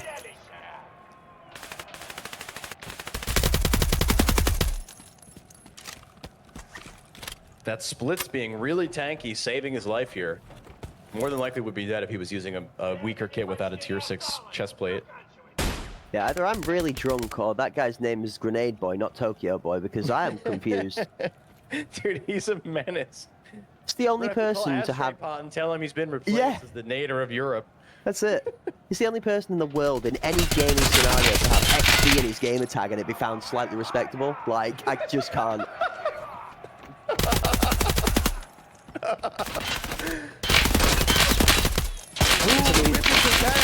Cash with the whiffage. Oh, wow. Big kill from Tokyo, though. Plant and Hawk's going to get this down, and he's not going to be able to actually get him until he swings it. He's not going to find him. He's going to try. It bombs down. Oh, this is tough. Hawk can play this. What is this? Your kid. No, Dude, get these out. He's guys trying to are wall bang him. Sneaky. Where are we going? Gets covered up top. So this is how he should be playing, and Hawkrux is playing this. I would not be swinging this, though. He should be playing towards the top apartment side. They have to push him. They can't just go for the defuse here, because if they go for the defuse, he isolates a 1. They're going to fake defuse. No, he's just hard committing. Holds it. Challenges. Well played from Tokyo. Just well played. But by him, so that position right there is called. Actually, I'm not. That was a little gross. The S section there is. The problem with what he did there is he planted the bomb. He rotated around through S, went to ramp, and then went back. So he took the left-hand peak rather than going to the top of apartments, playing for the bomb, using sound to be able to not show, and then also having a right-hand peek. Like he put himself in a position to not use the right hand. We've got chat coming in with the fire at this moment in time. Tokyo's nades made in Japan. Tokyo bot. Tokyo nades are like Toyota, reliable. Tokyo invented grenades. Tokyo eats nades in the morning instead of cereals. Chat, you guys are on fire at the moment. It's keeping cool. What a set of bands. I love that. That's so good. Oh no. Ooh, picking up Joe. What is this? Come on, brother. Behave. Put it away. Do it. Do it. I dare you. I double dare you, mother trucker. Go on. Tokyo loading the nuke. Cash picking up one. Danny picking up one. Here we go. It's gonna kill Cash. Yes! Tokyo boy, never to be known not to get the money shot. What a grenade. I think he did that on purpose, bro. There's no way. Cash out, he's in. Aimbot malfunction, pause nade, Honda nade. Oh no, Skeppy, Honda nade. Oof. F's in chat for Honda. Oh. Oh, Parents and Hawkrux left in a 2v4. My Would goodness. have. Ooh, we have acquired a bomb though. Oh. Ah, Wild LEDX appeared and Tokyo boy puts Hawkrux in his grave too. Good lord. Whew. You know, I didn't think the Sicario. I thought this game would be closer than the Sicario one, but man, Team Ledex is just popping off. Yeah, it's almost like they were insulted at those friendly guys being able to take rounds off them in the previous game, and they have tripled their efforts towards this one. I mean, Tokyo Boy, as long as the scores have carried across from the restart, the Tokyo Boy has not died. He has 10 kills and has not died, and I'm pretty sure at least half of those kills are down to a grenade. So when there's a disconnect like that, Crack, do they actually make it so that the players kill each other and get the same score? I'm not 100% sure. I believe it is set up so that they play back to the official point, yes, by like a fair line of scrimmage in the middle to correct the score, so we are up to date. And I believe the Magic Man in my ear is confirming that is accurate. So scores on screen are live, and thank you to the production team for making that possible. Good work. Tokyo and Ledex with 0 deaths in 6 rounds. That's wild. Oh, TFG's taking some abuse from up high.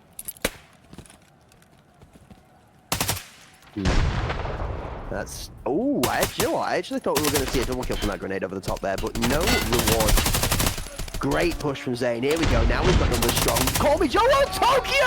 Are you kidding me? Who is this guy? What is that?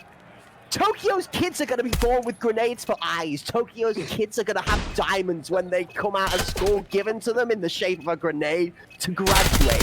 What is this ridiculousness? As Ledex puts parents down, I don't even care. Somebody get Tokyo hired for whichever country's army he works for and get him on grenades, because that man is just built different. I would not be surprised if Tokyo Boy came out of his mummy's tummy and pulled the pin on the umbilical cord. This is genuine ridiculous.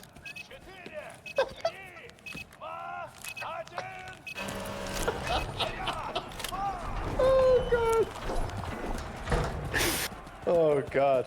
We're gonna see Tokyo in a few years. This is my son GL. This is HE. This is Landmine. Aviation companies are sending Tokyo emails currently right now to hire him for guidance. Congrats! It's a nade. Come on, get out of here. It's good as well. It's so defended by the scenery. I can't believe it. Can we just put guns down and just play with grenades instead? We just play a game of dodgeball. This is just so much better. God.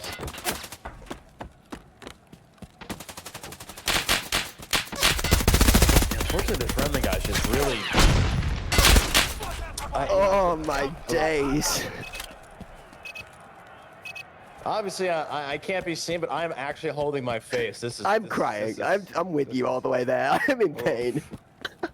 But you know, this is a really good example, I think, Cracked, of no matter how good a player is in normal Tarkov, and you could be the best labs player in the world. I used to be a labs main myself, but when I came to Arena, man, I got my butt kicked. And it's because, you know, all that mechanical skill, all that time on labs or running around, being a Chad, it doesn't teach you to play for the bomb. You know, and playing around an objective like this is so much different than just taking aim duels and fighting. 8-0 coming out of Ledex. Jesus Christ.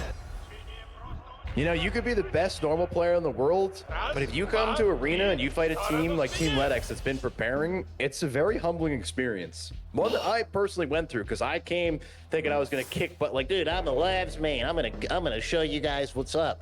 And I got my butt kicked so bad for like the first 3 months, it was embarrassing. We call that a reality check, and suddenly you're back. Yeah, and then suddenly you realize labs is not labs anymore. Rumor has it Chuck Norris taught Tokyo how to throw grenades. Kobe called Tokyo before every game I can. Oh no! It's too good. Tokyo dies to a scab and a full T6 armor every raid. Wow! Oof. F's. No, Tokyo taught Chuck Norris how to use grenades. Oh my god! And this is it, ladies and gentlemen.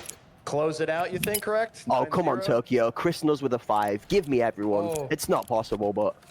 He's like, no, let me just use one of my 30 other lineups that will hit. No problem.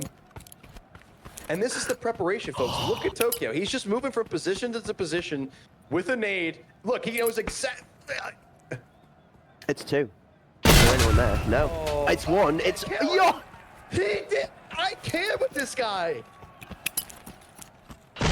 Cracked. This guy's cracked with nades.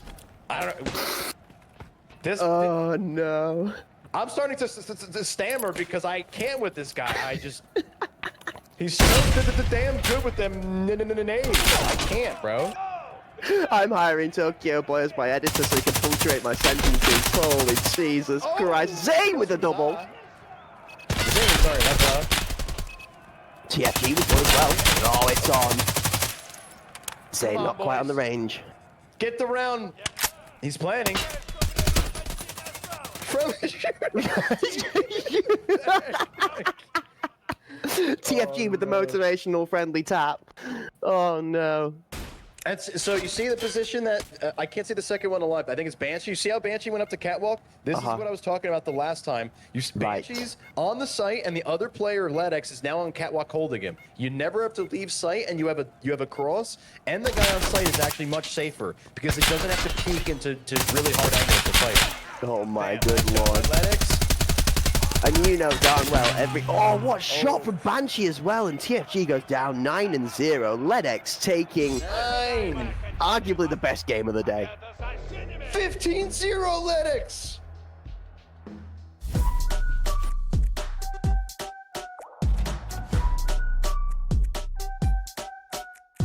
Max power, I'm about to go bigger and better. If I ever lose, I don't know faster than ever. If I ever lose, I don't know bigger and better. Hitting roller coaster come bigger, bolder, faster. Ooh, I'm going to the maximum. I'm going to the maximum. I'm going to the maximum. I'm bigger, bolder, faster. Ooh, I'm going to the maximum. I'm bigger, bolder, faster.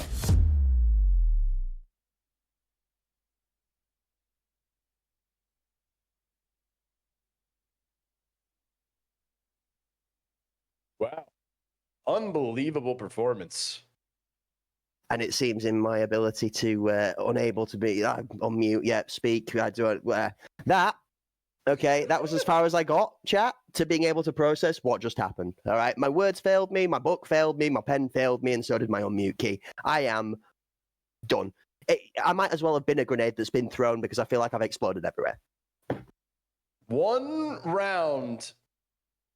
Friendly guys got 1 round from Team Ledex, cracked.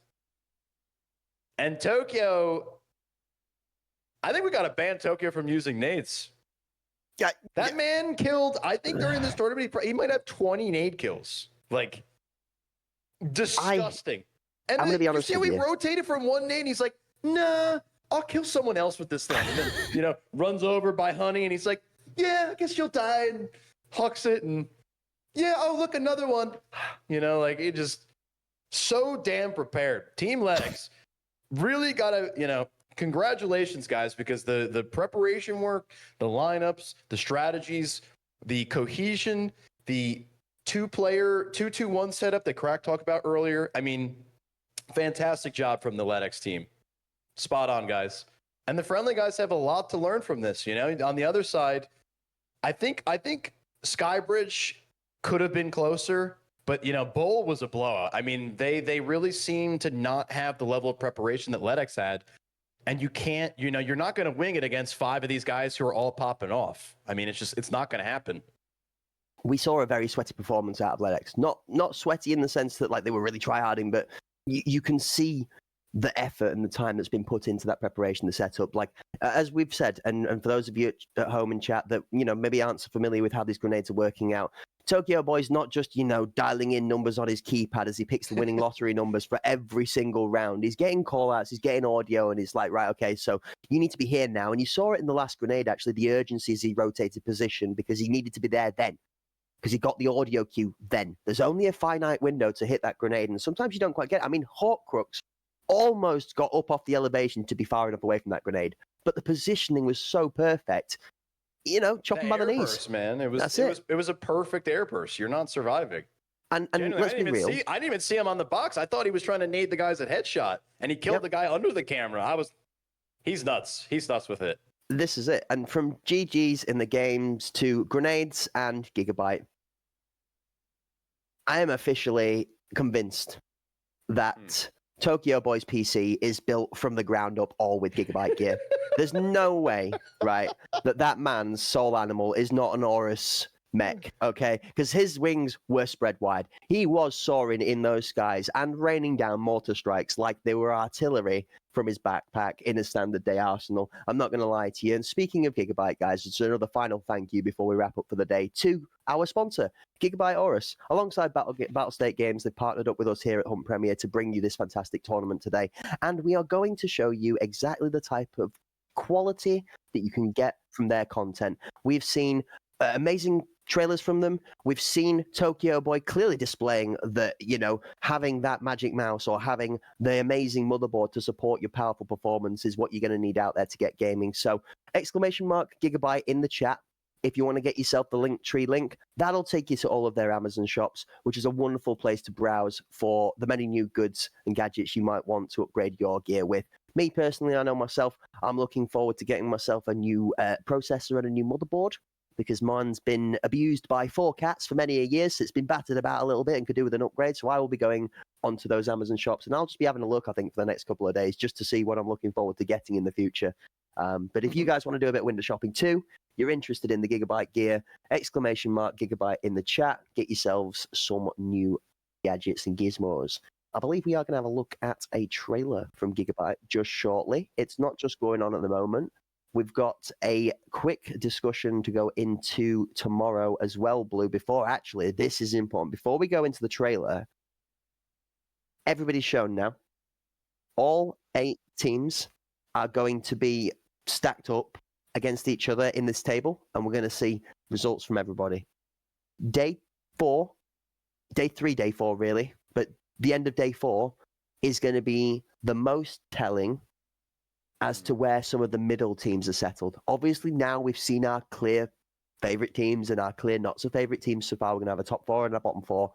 We're going to see how the middle of that pack actually steps out. Like, who of those top 4 teams really is top dog at the moment, and who is going to be fighting for, those 2nd and 3rd places, the 4th place in the table. Are we going to see some of the new starters, the newcomers, rise to fame?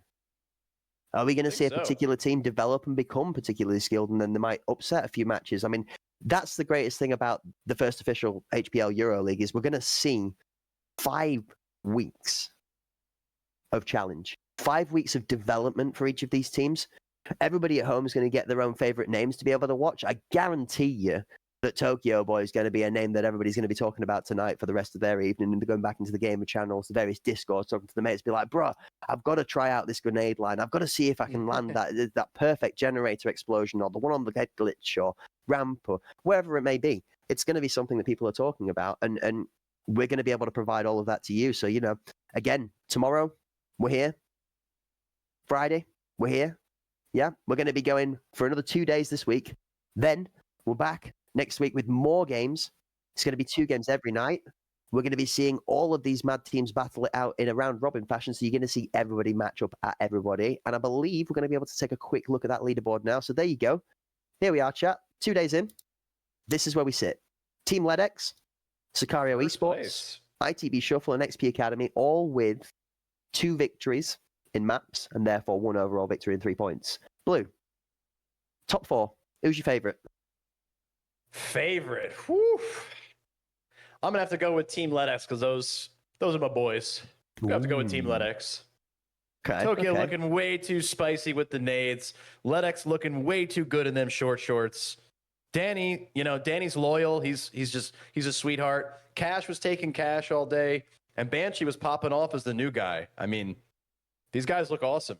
Yeah, I have to agree with you, actually. There's a great introduction there to Banshee, and as a great introduction, we shall follow out on that wonderful note for heading out to today's event closure. So welcome, obviously, to our new member Banshee on Team LEDX, and a great performance there. And also, goodbye to those of you guys here. Thanks for joining us. It's been an absolute pleasure having you on. We hope you've enjoyed the entertainment for today. We will look forward to joining you guys tomorrow, at which point we will be seeing our 5th matchup of the league, which will be kicking off around a similar time as today, I believe, unless we're an hour earlier. I'm going to get that confirmed for you just now. I can't remember whether we actually start an hour earlier tomorrow or not. Well, we're going to be showing, nope, I believe we are going to be going at the same time. So same again, guys. 6 p.m. going into 7:45 for the second match. Thanks for being here. Thank you, Blue, for joining me. It's been an absolute pleasure having you today, sir, and I shall really look forward to casting with you again. Me as well. Absolute banger. Thank you for having me. Thank you, Guys chat, in the for back. being awesome, and thank you to our sponsors. Yeah, that's it. So, guys, you've been great. I've been Cracked. He's been Blue. We've been awesome. We'll see you on the next one. Thank you, and peace out.